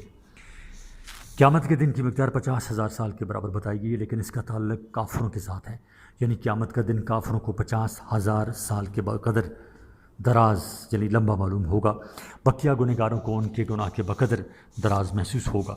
اگر کسی سے گناہ کم اور ہلکے ہوئے ہوں گے تو اسے وہ دن اسی اعتبار سے کم دراز محسوس ہوگا، اور اگر کسی کے گناہ زیادہ اور شدید نوعیت کے ہوں گے تو اسے وہ دن بھی اس کی اعتبار سے دراز محسوس ہوگا، یہاں تک کہ خدا کے نیک بندوں یعنی مومنین کاملین کو وہ پورا دن صرف 2 رکعت نماز کے بقدر معلوم ہوگا۔ گویا جتنی دیر میں 2 رکعت نماز پڑھی جاتی ہے انہیں وہ دن صرف اتنے عرصہ کے بقدر محسوس ہوگا۔ اور زکوٰۃ نہ دینے والا جنت یا دوزخ کی طرف اپنی راہ دیکھے گا۔ اس کا مطلب یہ ہے کہ اگر اس شخص کے نامہ اعمال میں اس ترک زکوٰۃ کے گناہ کے علاوہ اور کوئی گناہ نہیں ہوگا اور مذکورہ عذاب کے جس میں اسے مبتلا کیا جائے گا اس گناہ کو دور کر دے گا تو اس کے بعد وہ جنت میں چلا جائے گا، اور خدا نخواستہ اگر اس کا نامہ اعمال میں ترک زکوٰۃ کے علاوہ اور گناہ بھی ہوں گے، یا یہ کہ مذکورہ عذاب کے بعد بھی ترک زکوٰۃ کا گناہ اس سے دور نہیں ہوگا تو پھر وہ دوزخ میں داخل کیا جائے گا۔ صفحہ نمبر 254۔ حتیٰ یکزی بین العباد میں اس طرف اشارہ ہے کہ قیامت کے دن میدان حشر میں دوسری مخلوق خدا تو حساب کتاب میں مشغول ہوگی، مگر وہ لوگ جنہوں نے زکوٰۃ ادا نہیں کی تھی عذاب میں مبتلا ہوں گے۔ سوال نمبر 5، اس حدیث کا ترجمہ کر کے لیلۃ القدر پر جامع نوٹ لکھیں۔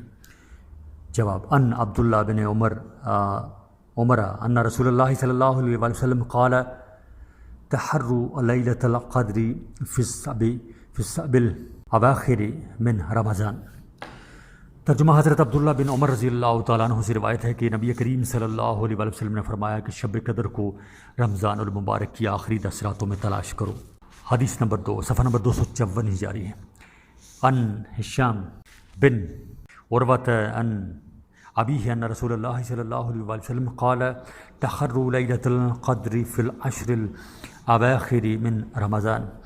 حضرت ہشام بن عروہ اپنے باپ سے بیان کرتے ہیں کہ بے شک رسول اللہ صلی اللہ علیہ وسلم نے ارشاد فرمایا کہ شب قدر کو رمضان المبارک کی آخری 10 راتوں میں تلاش کرو۔ لیلۃ القدر کی فضیلت، اس حدیث میں لیلۃ القدر کی عظمت و فضیلت اور ان اوقات کا بیان ہے جن میں اس مقدس رات کے آنے کی قوی امید ہوتی ہے۔ یہ شب لیلۃ القدر اس لیے کہلاتی ہے کہ بندوں کے رزق، ان کی زندگی و موت اور وہ واقعات اور امور جو پورے سال رونما ہونے والے ہوتے ہیں وہ اسی رات میں لکھ دیے جاتے ہیں۔ بعض حضرات کہتے ہیں کہ اس شب کی عظیم القدر ہونے کی وجہ سے اس کا نام لیلۃ القدر ہے۔ لیلۃ القدر کا تعین، اس شب کے تعین میں بہت زیادہ اقوال ہیں۔ اکثر حدیث سے یہ بات ثابت ہوتی ہے کہ یہ مقدس رات رمضان کے مبارک ماہ میں ہوتی ہے، خصوصاً سال رونما ہونے والے ہوتے ہیں وہ اسی رات میں، جو خصوصاً جس سال وہ واقعات و حالات رونما ہونے والے ہوتے ہیں اسی رات لکھ دیے جاتے ہیں۔ بعض حضرات کہتے ہیں کہ شب کے عظیم القدر ہونے کی وجہ سے اس کا نام لیلۃ القدر ہے۔ صفحہ نمبر 255، اسی میں آگے چل کر لکھتے ہیں لیلۃ القدر کے تعین میں کہ یہ بات ثابت ہوتی ہے کہ یہ مقدس رات رمضان کے مبارک ماہ میں آتی ہے، خصوصاً رمضان کے آخری عشرہ کی طاق راتوں میں سے کوئی رات، اور بالخصوص 27ویں شب لیلۃ القدر ہوتی ہے۔ چنانچہ اکثر علماء 27ویں شب ہی کو لیلۃ القدر مانتے ہیں۔ امت محمدیہ کے لیے لیلۃ القدر کی شہادت، لیلۃ القدر کی شہادت خاص طور پر امت محمدیہ کے لیے مخصوص ہوئی ہے تاکہ اس امت کے لوگ اپنی چھوٹی عمروں کے باوجود بہت زیادہ پائیں۔ چنانچہ اس بارے میں ایک روایت بھی منقول ہے جس کا حاصل یہ ہے کہ جب حضرت صلی اللہ علیہ وسلم کو پچھلی امت کے لوگوں کی عمروں کی زیادتی کے بارے میں معلوم ہوا تو آپ صلی اللہ علیہ وسلم نے افسوس کا اظہار کیا کہ میری امت کے لوگ اپنی ان چھوٹی عمروں میں ان لوگوں کی طرح زیادہ نیک کام نہیں کر سکتے۔ چنانچہ اللہ تعالیٰ نے آپ صلی اللہ علیہ وسلم کے واسطہ سے پوری امت کو لیلۃ القدر کی عظیم شہادت عطا فرمائی جو 1000 مہینہ سے بہتر ہے۔ ایک اور روایت میں جو ابن ابی حاتم سے منقول ہے بیان کیا گیا کہ ایک دن نبی کریم صلی اللہ علیہ وسلم نے بنی اسرائیل کے 4 اشخاص کا ذکر کیا کہ انہوں نے 80 برس تک اللہ رب العزت کی عبادت کی اور ان کا ایک لمحہ بھی خدا کی نافرمانی میں نہیں گزرا، اور وہ اشخاص تھے حضرت ایوب علیہ السلام اور حضرت زکریا علیہ السلام اور حضرت حزقیل علیہ السلام، حضرت یوشع بن نون علیہ السلام۔ یہ سن کر صحابہ کرام بہت زیادہ تعجب کرنے لگے اور متمنی ہوئے، یعنی خواہش کی انہوں نے کہ کاش ہماری بھی اتنی ہی عمریں ہوتیں کہ ہم بھی اتنی طویل مدت تک اللہ تعالیٰ کی عبادت میں مشغول رہتے۔ پھر حضرت جبرائیل علیہ السلام حضرت صلی اللہ علیہ وسلم کے پاس تشریف لائے اور کہنے لگے کہ اے محمد، آپ کی امت ان لوگوں کی 80 برس کی عبادت پر متحجب ہوتی ہے، تو سنیے کہ اللہ تعالیٰ نے خیر و بلائی عطا فرمائی۔ چنانچہ انہوں نے حضرت صلی اللہ علیہ وسلم کے سامنے یہ آیت انا انزلناہ فی لیلۃ القدر پوری صورت پڑھی، جس کے ذریعے یہ عظیم بشارت عطا فرمائی گئی ہے کہ لیلۃ القدر جو آپ صلی اللہ علیہ وسلم کو اور آپ کی پوری امت کو عطا کی گئی ہے اس چیز سے بہتر ہے جس کے لیے آپ صلی اللہ علیہ وسلم اور آپ کی امت متحجب و متمنی ہیں۔ اس عظیم شہادت و خوش بختی پر سرکار دو عالم صلی اللہ علیہ وسلم بہت زیادہ خوش ہوئے۔ صفحہ نمبر 256، اس موقع پر یہ بات ملحوظ رہنی چاہیے کہ 1000 مہینہ کے 83 برس اور 4 مہینے ہوتے ہیں، اسی لیے فرمایا کہ آیت لیلۃ القدر خیر من الف شہر، یعنی لیلۃ القدر 1000 مہینہ سے بہتر ہے کہ جس سے 83 برس اور 4 مہینے ہوئے۔ لیلۃ القدر کی خاص فضائل، لیلۃ القدر میں اللہ رب العزت عنوان ہے لیلۃ القدر کی خاص فضائل۔ لیلۃ القدر میں اللہ رب العزت کی رحمت خاص کی تجلی آسمان دنیا پر غروب آفتاب کے وقت سے صبح تک ہوتی ہے۔ اس شب میں ملائکہ اور ارواح طیبہ صلحاء اور عابدین سے ملاقات کے لیے اترتی ہیں۔ اسی مقدس رات میں قرآن کریم کا نزول شروع ہوا۔ یہی وہ شب ہے جس میں ملائکہ کی پیدائش ہوئی۔ اسی شب میں آدم علیہ السلام کا مادہ جمع ہونا شروع ہوا۔ اسی شب میں جنت میں درخت لگائے گئے۔ اسی شب میں عبادت کا ثواب دوسرے اوقات کی عبادت سے کہیں زیادہ ہوتا ہے، اور یہی وہ مقدس شب ہے جس میں بندہ کی زبان و قلب سے نکلی ہوئی دعا بارگاہ رب العزت میں قبولیت سے نوازی جاتی ہے۔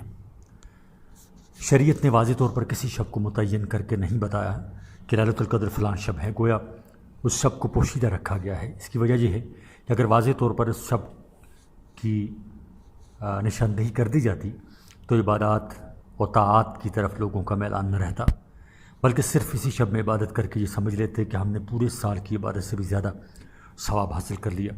اس لیے اس شب کو متعین نہیں کیا گیا تاکہ لوگ عبادات و طاعات میں ہمہ وقت مصروف رہیں، صرف اسی شب پر اعتماد کر کے نہ بیٹھ جائیں۔ علماء لکھتے ہیں کہ جو شخص پورے سال عبادت خداوندی کے لیے شب بیداری کو اختیار کرے گا تو انشاءاللہ اسے شب قدر کی سعادت ضرور حاصل ہوگی۔ اسی لیے کہا گیا کہ من لم یعرف قدر اللیلہ یعرف قدر لیلۃ القدر، جس شخص نے رات کی قدر نہ پہچانی، یعنی عبادت خداوندی کے لیے شب بیداری نہیں کی، وہ لیلۃ القدر کی عظمت و سعادت کو کیا پہچان پائے گا۔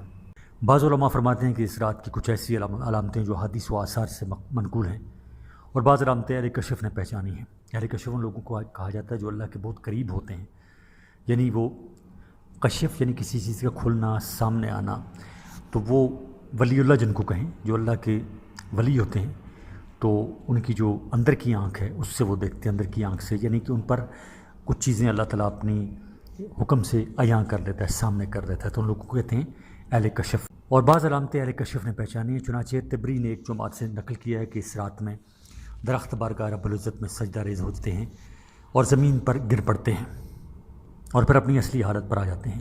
اسی طرح اس رات میں ہر چیز سجدہ میں گرتی ہے۔ صفحہ نمبر 257۔ لیکن صحیح بات یہ ہے کہ اس شب کے تعین کے سلسلہ میں ان چیزوں کا دیکھنا شرط نہیں ہے، کیونکہ اکثر لوگ اس مقدس شب کو پا لیتے ہیں، مگر نہ تو وہ درختوں کو سجدہ ریز دیکھتے ہیں اور نہ تمام چیزیں سجدہ کرتی نظر آتی ہیں۔ اس لیے ہو سکتا ہے کہ ایک ہی جگہ دو آدمی موجود ہوں، دونوں شب قدر کو پالیں، ان میں سے ایک کو علامتیں نظر آئیں مگر دوسرے کو ان میں سے کچھ بھی محسوس نہ ہو۔ بہرکیف سب سے بڑی علامت تو یہ ہے کہ اس مقدس رات میں عبادت خداوندی اور ذکر و مناجات، خضوع و خشوع اور حضور و اخلاص کی توفیق حاصل ہو جائے تو جانیے کہ یہ عظیم سعادت حاصل ہوگی۔ اس رات میں شب بیداری کے سلسلہ میں صحیح مسئلہ یہ ہے کہ رات کے اکثر حصہ میں عبادت خداوندی کے لیے جاگتے رہنا معتبر ہے۔ ہاں اگر کوئی شخص پوری شب جاگتا رہے تو افضل ہے، بشرطے کہ اسی وجہ سے کسی مرض و تکلیف میں مبتلا نہ ہو جائے یا فرائض و سنن موقدہ میں نقص و خلل واقع ہو جانے کا خوف نہ ہو، ورنہ تو رات کے جس قدر حصے میں جاگنے اور عبادت و ذکر میں مشغول رہنے کی توفیق حاصل ہو جائے انشاءاللہ مقصد حاصل ہو جائے گا۔ وَلَيْسَ لِلْإِنسَانِ إِلَّا مَا سَعَىٰ وَكَانَ سَعِيدًا مَشْكُورًا رزقنا اللہ۔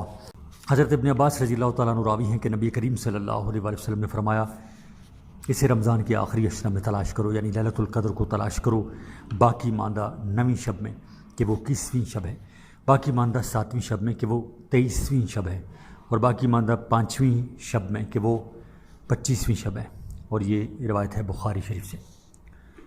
لیلۃ القدر کو پانے کے لیے رمضان کے آخری عشرہ کی کچھ راتوں کو یہاں ذکر کیا گیا ہے کہ ان راتوں میں عبادت اور ذکر و تلاوت میں مشغولیت اختیار کی جائے تاکہ لیلۃ القدر ان میں سے جس شب بھی آئے اس کی سعادت حاصل ہو جائے۔ حدیث میں راتوں کی ترتیب کے سلسلے میں جو اسلوب اختیار فرمایا گیا ہے اس کی وضاحت ترجمہ میں بین القوسین کی گئی ہے۔ اس ترتیب سے مراد 21ویں، 23ویں اور 25ویں شب ہے، لیکن اس سلسلہ میں حدیث میں ذکر کردہ راتوں کو اس طرح آخر سے بھی شمار کیا جا سکتا ہے کہ لیلۃ القدر کو تلاش کرو 20ویں شب کے بعد 9ویں رات میں کہ وہ 29ویں شب ہے، اور 20ویں شب کے بعد 7ویں رات میں کہ وہ 27ویں رات ہے، اور 20ویں شب کے بعد 5ویں رات میں کہ وہ 25ویں شب ہے۔ یہ وضاحت زیادہ صحیح معلوم ہوتی ہے، لیکن علامہ یحییٰ رحمۃ اللہ علیہ فرماتے ہیں کہ حدیث میں جو راتیں ذکر کی گئی ہیں ان سے مراد ہے یا 23ویں شب، 24ویں شب اور 25ویں شب۔ صفحہ نمبر 258۔ سوال نمبر 6، مندرجہ ذیل میں سے کسی 5 پر نوٹ لکھیں۔ نمبر 1 حج تمتع، نمبر 2 حج قران، اور نمبر 3 طواف افاضہ، 4 رمل، نمبر 5 تشریق، نمبر 6 وقوف، اور نمبر 7 صحیح، اور نمبر 8 میقات۔ دیکھتے ہیں نمبر 1 حج قران دیکھتے ہیں۔ قارن اسے کہتے ہیں جو حج اور عمرہ دونوں کا احرام باندھ کر پہلے عمرہ کرے اور پھر حج کرے، چنانچہ حج اور عمرہ دونوں کا احرام ایک ساتھ باندھ کر پہلے عمرہ اور پھر حج کرنے کو قران کہتے ہیں۔ حج تمتع یعنی متمتع سے کہتے ہیں جو حج کے مہینوں میں میقات سے عمرہ کا احرام باندھے اور عمرہ کے افعال ادا کرے، پھر اگر ہدی یعنی قربانی کا جانور کو ہدی کہتے ہیں ساتھ لایا ہو تو احرام باندھا رہے، اور اگر ساتھ نہیں لایا تو احرام سے نکل آئے اور مکہ میں مقیم رہے۔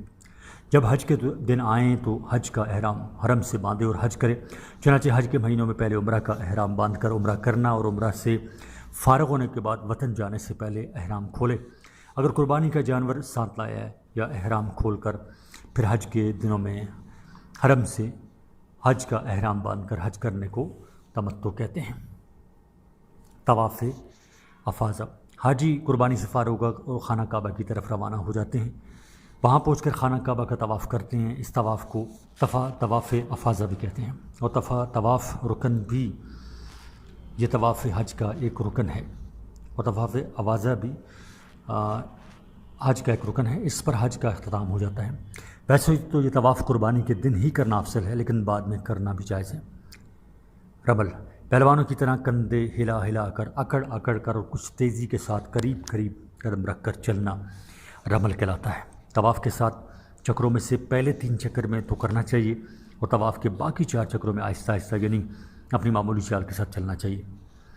رمل یعنی اکڑ کر تیز تیز چلنے کی وجہ یہ ہے کہ جب نبی کریم صلی اللہ علیہ وآلہ وسلم عمرۃ القضاء کے لیے مکہ تشریف لائے تو مشرکین نے آپ کو دیکھ کر کہا کہ مدینہ کے بخار نے ان کو بہت ضعیف و سست کر دیا ہے، لہٰذا حضرت صلی اللہ علیہ وآلہ وسلم نے مسلمانوں کو حکم دیا کہ اس طرح چل کر اپنی قوت و چستی کا اظہار کرو۔ وہ وقت تو گزر گیا مگر اس علت اور وجہ کے دور ہو جانے کی بعد بھی یہ حکم باقی رہا، چنانچہ یہ طریقہ اب تک جاری ہے۔ صفحہ نمبر 259 یعنی 259 ایام تشریق و تکبیرات تشریق۔ ذی الحجہ کی 11ویں 11 12 13 تاریخ کو ایام تشریق کہا جاتا ہے۔ ان دنوں میں تکبیر تشریق یعنی ہر فرض نماز کے بعد فرض نماز پڑھنے والے کے لیے یہ 1 مرتبہ اللہ اکبر لا الہ الا اللہ واللہ اکبر وللہ الحمد کہنا واجب ہے۔ یہ تکبیر عرفہ یعنی ذی الحجہ کی 9ویں تاریخ کی فجر سے 13ویں تاریخ کی عصر تک کہنی چاہیے۔ یہ تکبیر عورت اور مسافر پر واجب نہیں، ہاں اگر یہ لوگ کسی ایسے آدمی کے مقتدی ہوں جن پر تکبیر کہنا واجب ہے تو ان پر بھی تکبیر واجب ہو جائے گی۔ یہ حوالہ ہے علم الفقہ سے۔ وقوف مشعر حرام میں ٹھہرنا عرفات میں ایک بڑا پہاڑ کا نام ہے۔ ذی الحجہ کی 10ویں رات کی صبح وہاں وقوف یعنی ٹھہرنا حنفیہ کے نزدیک واجب ہے، جبکہ حضرت امام شافعی رحمۃ اللہ علیہ کے نزدیک رکن حج ہے۔ وقوف عرفات یعنی 9ویں ذی الحجہ کو ہر حاجی کا میدان عرفات میں پہنچنا اس کی ادائیگی حج کے سلسلہ میں ایک سب سے بڑا رکن ہے جس کے بغیر حج نہیں ہوتا۔ چنانچہ حج کے بعد حج کے 2 رکنوں کو یعنی طواف الافاضہ اور وقوف عرفات میں وقوف عرفات سے چونکہ حج کا سب سے بڑا رکن ہے اس لیے اگر یہ ترک ہو گیا تو حج ہی نہیں ہوگا۔ میقات اس جگہ کو کہتے ہیں جہاں سے مکہ مکرمہ میں جانے والے احرام باندھتے ہیں اور مکہ مکرمہ جانے والے کے لیے وہاں سے بغیر احرام آگے بڑھنا صحیح منع ہے۔ سوال نمبر 7 حدیث کی تعریف کیجیے اور سند کے لحاظ سے اقسام حدیث پر مفصل بحث کریں۔ جواب حدیث کے لفظی معنی ہے نئی چیز، نئی بات چیت، گفتگو، بیان، ذکر، قصہ۔ اصطلاح میں رسول اللہ صلی اللہ علیہ وآلہ وسلم کے قول و فعل کو حدیث کہتے ہیں۔ حدیث بیان کرنے والے یا حدیث کا علم رکھنے والے کو محدث کہتے ہیں۔ خبر کے لفظی معنی ہیں اطلاع، آگاہی، واقفیت، پتہ، سراغ، پیغام۔ شرعی اصطلاح میں جو بات رسول اللہ صلی اللہ علیہ وآلہ وسلم کے علاوہ کسی دوسرے سے مروی ہو یعنی روایت کی ہو اسے خبر کہتے ہیں۔ خبر بیان کرنے والے کو اخباری کہتے ہیں، خبر کو آثار بھی کہتے ہیں۔ حدیث اور خبر میں فرق۔ حدیث رسول اللہ صلی اللہ علیہ وآلہ وسلم سے مروی ہوتی ہے جبکہ خبر کسی غیر سے مروی ہوتی ہے۔ دوسری بات یہ ہے کہ حدیث کا درجہ بلند اور معتبر ہوتا ہے جبکہ خبر کا درجہ حدیث کے مقابلے میں کمتر ہے۔ تیسری بات اس حوالے سے یہ ہے کہ حدیث رسول اللہ صلی اللہ علیہ وآلہ وسلم کی زبانی ہوتی ہے جبکہ خبر صحابہ کرام کی زبانی ہوتی ہے۔ صفحہ نمبر 260 جمہور علماء حدیث و اصولین کے نزدیک ایک حدیث اور خبر ہر 2 الفاظ مانی ہے۔ بعض علماء کا خیال ہے کہ جو حدیث ہے وہ خبر ہے لیکن خبر کے لیے حدیث ہونا ضروری نہیں ہے، یعنی حدیث عام ہے اور خبر خاص۔ ہر حدیث کو خبر کہا جا سکتا ہے لیکن ہر خبر کو حدیث نہیں کہا جا سکتا۔ تاہم عام طور پر حدیث اور خبر میں تخصیص نہیں کی جا سکتی۔ سند کے اعتبار سے حدیث کی اقسام۔ سند کے اعتبار سے حدیث کی 3 اقسام ہیں، نمبر 1 مرفوع، نمبر 2 موقوف اور نمبر 3 مقطوع۔ مرفوع وہ قول، فعل، تقریر یا صفت جو رسول اللہ صلی اللہ علیہ وسلم کی طرف منسوب ہو اسے حدیث مرفوع کہتے ہیں۔ اس کی 3 اقسام ہیں، نمبر 1 مرفوع قولی، نمبر 2 مرفوع فعلی اور نمبر 3 مرفوع تقریری۔ موقوف جو بات کسی صحابی کی طرف منسوب ہو اسے موقوف کہتے ہیں۔ اس کی بھی 3 قسمیں ہیں، موقوف قولی، دوسری موقوف فعلی اور 3 موقوف تقریری۔ مقطوع وہ قول یا فعل جو کسی تابعی یا تبع تابعی یا اس سے بھی پہلے کسی شخص کی طرف نسبت ہو یا بالاسناد بیان کیا گیا ہو مقطوع کہلاتا ہے۔ خیال رہے کہ اس کی بھی 3 قسمیں ہیں، قولی، فعلی اور تقریری۔ سوال نمبر 8 حجیت حدیث پر تفصیلی نوٹ لکھیے اور یہ جواب آپ دیکھ سکتے ہیں جو ہم نے حل شدہ پرچہ پڑھا ہے 2007 کا، اس میں اس کا جواب۔ سوال نمبر 9 خبر موضوع سے کیا مراد ہے؟ موضوع روایات کے اسباب پر روشنی ڈالیے، یہ جواب آپ لکھ سکتے ہیں پرچہ نمبر حل شدہ پرچہ نمبر 2007 میں، جو ابھی ہم پچھلے صفحوں پر پڑھ کے آ چکے ہیں۔ سوال نمبر 10، مدرجہ ذیل میں سے کسی دو کی تعریف و تشریح کریں۔ نمبر 1 طعن راوی، نمبر 2 حدیث معلق، 3 حدیث متواتر، 4 صحابی، نمبر 5 حدیث مرسل، نمبر 6 حدیث منکر۔ جواب، حدیث معلق، متواتر اور مرسل کی تفصیل پرچہ نمبر 2008 سن 2008 کا جو ہم نے حل شدہ پرچہ پڑھا ہے اس میں مذکور ہے۔ طعن راوی، اس سے مراد یہ ہے کہ زبان سے کسی راوی کا کوئی عیب بیان کیا گیا ہو یا اس کے دین و عدالت، حفظ و ضبط یا فہم و فراست وغیرہ کی میں کمی کوتاہی کو موضوع بحث بنایا گیا ہو۔ کسی راوی پر 10 طرح سے طعن کیا جا سکتا ہے۔ دین و عدالت کے اعتبار سے درج ذیل عیوب مراد لیے جاتے ہیں: کذب، تہمت الکذب یعنی جھوٹ کی تہمت، فسق، بدعت اور جہالت۔ صفحہ نمبر 261، وہ اسباب جو صرف عدالت کے بارے میں ہوتے ہیں وہ یہ ہیں: فحش الغلط، سوء الحفظ، غفلت کثرت، اوہام اور مخالفت۔ صحابی، وہ شخص جس نے ایمان کی حالت میں آپ صلی اللہ علیہ وآلہ وسلم سے ملاقات کی ہو، تا حیات ایمان پر قائم رہا ہو۔ حدیث منکر، جس حدیث کے راوی سے بکثرت غلطی صادر ہو اس کی حدیث کو منکر کہتے ہیں۔ علاوہ جس راوی سے بکثرت غفلت و نسیان سرزد ہو اس کی بیان کردہ حدیث کو بھی منکر کہتے ہیں۔ راوی میں کذب کے علاوہ قولن یا فعلن فسق کا خدشہ جو موجب کفر نہ ہو موجود ہو تو ایسے راوی کی حدیث کو بھی منکر کہتے ہیں۔ حل پرچہ 2010 صفحہ نمبر 261 جاری ہے۔ آپ دیکھتے ہیں ہم حل پرچہ 2010 کا۔ سوال نمبر 1، حدیث کا ترجمہ کریں اور اس کی روشنی میں آمین بالجہر کا فقہی جائزہ لیں۔ جواب، ان ابی ہریرہ ان رسول اللہ صلی اللہ علیہ وآلہ وسلم قال اذا امن الامام فامنوا فانه من وافق تامین الملائکۃ غفر له ما تقدم من ذنبہ۔ ترجمہ، حضرت ابو ہریرہ رضی اللہ تعالیٰ عنہ سے روایت ہے کہ رسول کریم صلی اللہ علیہ وآلہ وسلم نے فرمایا، امام آمین کہے تو تم بھی آمین کہو، کیونکہ جس کی آمین فرشتوں کی آمین کے ساتھ مل گئی اس کے پہلے گناہ معاف کر دیے جائیں گے۔ تشریح، آمین کے معنی یہ ہیں کہ اللہ میری دعا قبول کر۔ چنانچہ جب امام غیر المغضوب علیہم ولا الضالین پڑھے تو مقتدیوں کو چاہیے کہ وہ آمین کہیں۔ آمین کہنے والے فرشتوں سے مراد وہ فرشتے ہیں جو اعمال کو لکھتے ہیں، لیکن بعض حضرات نے یہ بھی کہا کہ یہاں ان کے علاوہ دوسرے فرشتے مراد ہیں۔ آمین اونچی آواز سے کہی جائے یا آہستہ۔ اور حضرت وائل ابن حجر رضی اللہ تعالیٰ عنہ فرماتے ہیں کہ میں نے آقا انعامدار صلی اللہ علیہ وآلہ وسلم کو سنا کہ آپ صلی اللہ علیہ وآلہ وسلم نے نماز میں غیر المغضوب علیہم ولا الضالین پڑھا اور پھر دراز آواز سے آمین کہی، یعنی کہ لمبی آواز سے، اور حوالہ اس کا ابو داؤد، دارمی اور جامع ترمذی سے۔ ایک حدیث میں اگر رسول اللہ صلی اللہ علیہ وآلہ وسلم نے فرمایا، جب امام غیر المغضوب علیہم ولا الضالین کہے تو تم آمین کہو، کیونکہ جس آدمی کا آمین کہنا فرشتوں کے کہنے سے مل جاتا ہے اس کے پہلے سارے گناہ بخش دیے جاتے ہیں۔ یہ الفاظ صحیح بخاری کے ہیں، مسلم کی حدیث کے الفاظ بھی اسی طرح کے ہیں۔ صفحہ نمبر 262، اور صحیح البخاری کی ایک روایت کے الفاظ یہ ہیں کہ آپ نے فرمایا، جب قرآن کا پڑھنے والا یعنی عوام یا کوئی بھی مطلقاً پڑھنے والا آمین کہے تو تم بھی آمین کہو، کیونکہ اس وقت فرشتے آمین فرماتے ہیں، اور جس آدمی کی آمین فرشتوں کی آمین سے ہم آہنگ ہو جاتی ہے تو اس کے پہلے سارے گناہ بخش دیے جاتے ہیں۔ ایک حدیث میں نبی کریم صلی اللہ علیہ وآلہ وسلم نے دراز آواز سے یعنی اونچی آواز سے یا لمبی آمین کہی۔ دراز آواز سے آمین کہنے کا مطلب یا تو یہ ہے کہ آپ صلی اللہ علیہ وآلہ وسلم نے آمین بآواز بلند کہی، یا پھر اس کا مطلب یہ ہے کہ آپ صلی اللہ علیہ وآلہ وسلم نے لفظ آمین میں الف کو مد کے ساتھ یعنی کھینچ کر کہا۔ آمین کہنے کا مسئلہ بھی آئمہ کے ہاں اختلافی ہے۔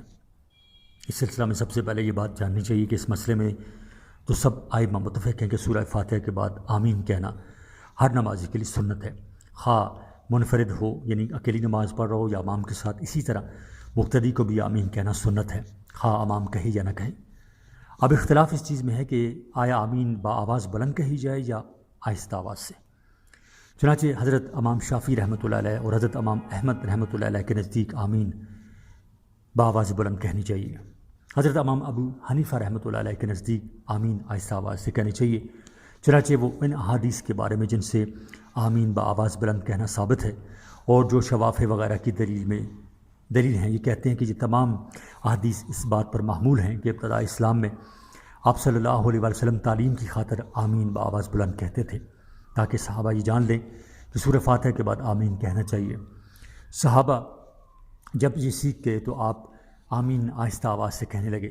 چنانچہ حضرت ابن حمام نے کہا کہ احمد، ابو یعلا، طبرانی، دارمی اور حاکم نے شعبہ کی یہ حدیث نقل کی ہے کہ علقمہ ابن عائل اپنے والد مکرم حضرت وائل سے نقل کرتے ہیں کہ انہوں نے یعنی وائل نے رسول اللہ صلی اللہ علیہ وسلم کی ہمراہ نماز پڑھی۔ چنانچہ رسول اللہ صلی اللہ علیہ وسلم جب غیر المغضوب علیہم الضالین پر پہنچے تو آہستہ آواز سے آمین کہیں۔ صفحہ نمبر 263۔ حضرت عبداللہ ابن عمر کے بارے میں منقول ہے کہ انہوں نے فرمایا 4 چیزیں ایسی ہیں جنہیں امام کو آہستہ آواز سے پڑھنا چاہیے۔ نمبر 1 اعوذ باللہ، بسم اللہ، سبحانک اللہم اور آمین۔ حضرت عبداللہ ابن مسعود کے بارے میں منقول ہے کہ وہ بھی آمین آہستہ آواز سے کہتے تھے۔ اس کے علاوہ یہ بات سمجھ لینی چاہیے کہ کلمات دعا کو آہستہ آواز سے پڑھنا ہی اولا اور صحیح ہے، کیونکہ خود اللہ تعالیٰ نے فرمایا کہ ادعوا ربکم تضرعا وخفیہ، یعنی اپنے رب سے دعا گڑ گڑا کر اور چپکے سے کرو، اور اس میں کوئی شک نہیں کہ آمین بھی دعا ہی ہے، لہذا آمین کو آہستہ سے کہنا، اس آیت پر عمل کرنا ہے۔ نیز یہ کہہ کر اس بات پر اتفاق ہے کہ آمین قرآن کا لفظ نہیں ہے، اس لیے مناسب یہی کہ اس کی آواز قرآن کے الفاظ کی آواز سے ہم آہنگ نہ ہو، جس طرح کی مصحف یعنی اوراق کے قرآن میں لکھنا جائز نہیں ہے۔ احناف کے نزدیک آمین کہنے کا حکم۔ حضرت امام اعظم رحمۃ اللہ علیہ کا مذہب یہ ہے کہ نماز میں آمین اخفاء کے ساتھ یعنی آہستہ کہی جائے۔ تمام احادیث پر نظر اور تنقید سے یہی نتیجہ نکلتا ہے کہ جہر یعنی کی روایتوں میں صرف وائل کی روایت صحیح ہے، اس میں مدعا بہا کا لفظ ہے جس کی دلالت جہر کر قطعی نہیں، جیسا جہر کا احتمال ہے ویسا ہی بلکہ اس سے کبھی مد حمزہ کا احتمال ہے، اس لیے یہ روایت جہر کے لیے حجت نہیں ہو سکتی۔ دوسری روایتیں جن میں جہر جو رفع کے الفاظ ہیں ان کی اسناد میں کلام ہے، علاوہ بری وہ روایت بالمعنی ہے اور فہم راوی حدیث نہیں، لہٰذا آمین کا آہستہ ہی پڑھنا صحیح تر ہے۔ سوال نمبر 2، حدیث کا ترجمہ کریں اور آگ پر پکائی ہوئی چیز کھانے سے وضو کی حقیقت بیان کریں۔ جواب، ابن عباس ان رسول اللہ صلی اللہ علیہ وسلم اکل جنب شاء ثم صلی ولم یتوضا۔ ترجمہ، حضرت عبداللہ ابن عباس رضی اللہ تعالیٰ عنہ سے روایت ہے کہ بے شک رسول اللہ صلی اللہ علیہ وسلم نے بکری کی ران کھائی، پھر نماز پڑھی اور آپ نے نیا وضو نہیں فرمایا تھا۔ تشریح، آگ سے پکی ہوئی چیز کھانے سے وضو کا حکم۔ حضرت ابو ہریرہ رضی اللہ تعالیٰ عنہ راوی ہیں کہ میں نے رسول اکرم صلی اللہ علیہ وسلم کو یہ فرماتے ہوئے سنا ہے کہ جس چیز کو آگ نے پکایا ہو اس کے کھانے کے بعد وضو کرو۔ صحیح مسلم کی حوالہ ہے اس کا۔ صفحہ نمبر 264۔ امام محی السنہ رحمۃ اللہ علیہ فرماتے ہیں کہ یہ حکم حضرت عبداللہ ابن عباس رضی اللہ تعالیٰ عنہ کی اس حدیث سے منسوخ ہے کہ رسول اللہ صلی اللہ علیہ وسلم نے بکری کا شانہ کھایا، پھر نماز پڑھی اور وضو نہیں کیا۔ صحیح بخاری اور صحیح مسلم۔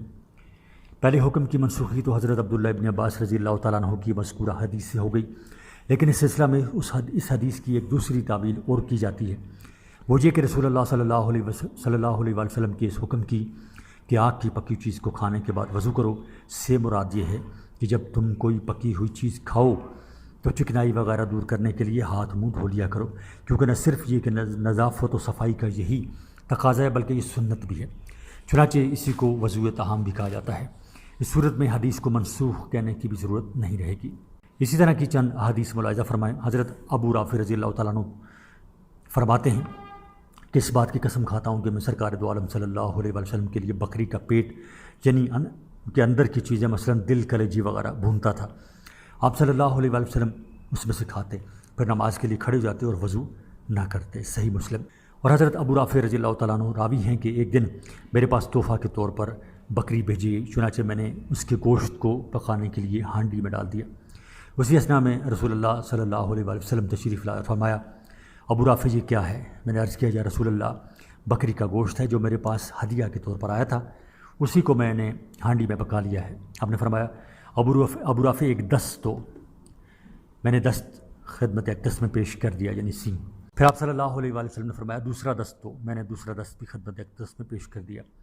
آپ صلی اللہ علیہ وآلہ وسلم نے فرمایا ایک دست اور دو، میں نے عرض کیا یا رسول اللہ بکری کے تو 2 ہی دست ہوتے ہیں اور وہ دونوں ہی آپ کی خدمت میں پیش کر چکا ہوں، اب کہاں سے لاؤں؟ سرکار دو عالم صلی اللہ علیہ وآلہ وسلم نے ان سے فرمایا ابو رافع اگر تم خاموش رہتے تو مجھ کو دست پر دست دیے چلے جاتے جب تک کہ تم چپ رہتے۔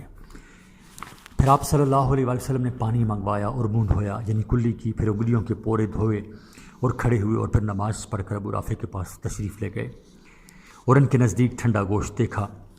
چنانچہ آپ صلی اللہ علیہ وآلہ وسلم نے اسے کھایا، اس کے بعد مسجد تشریف لے گئے اور شکرانہ کی نماز پڑھی۔ صفحہ نمبر 265۔ اور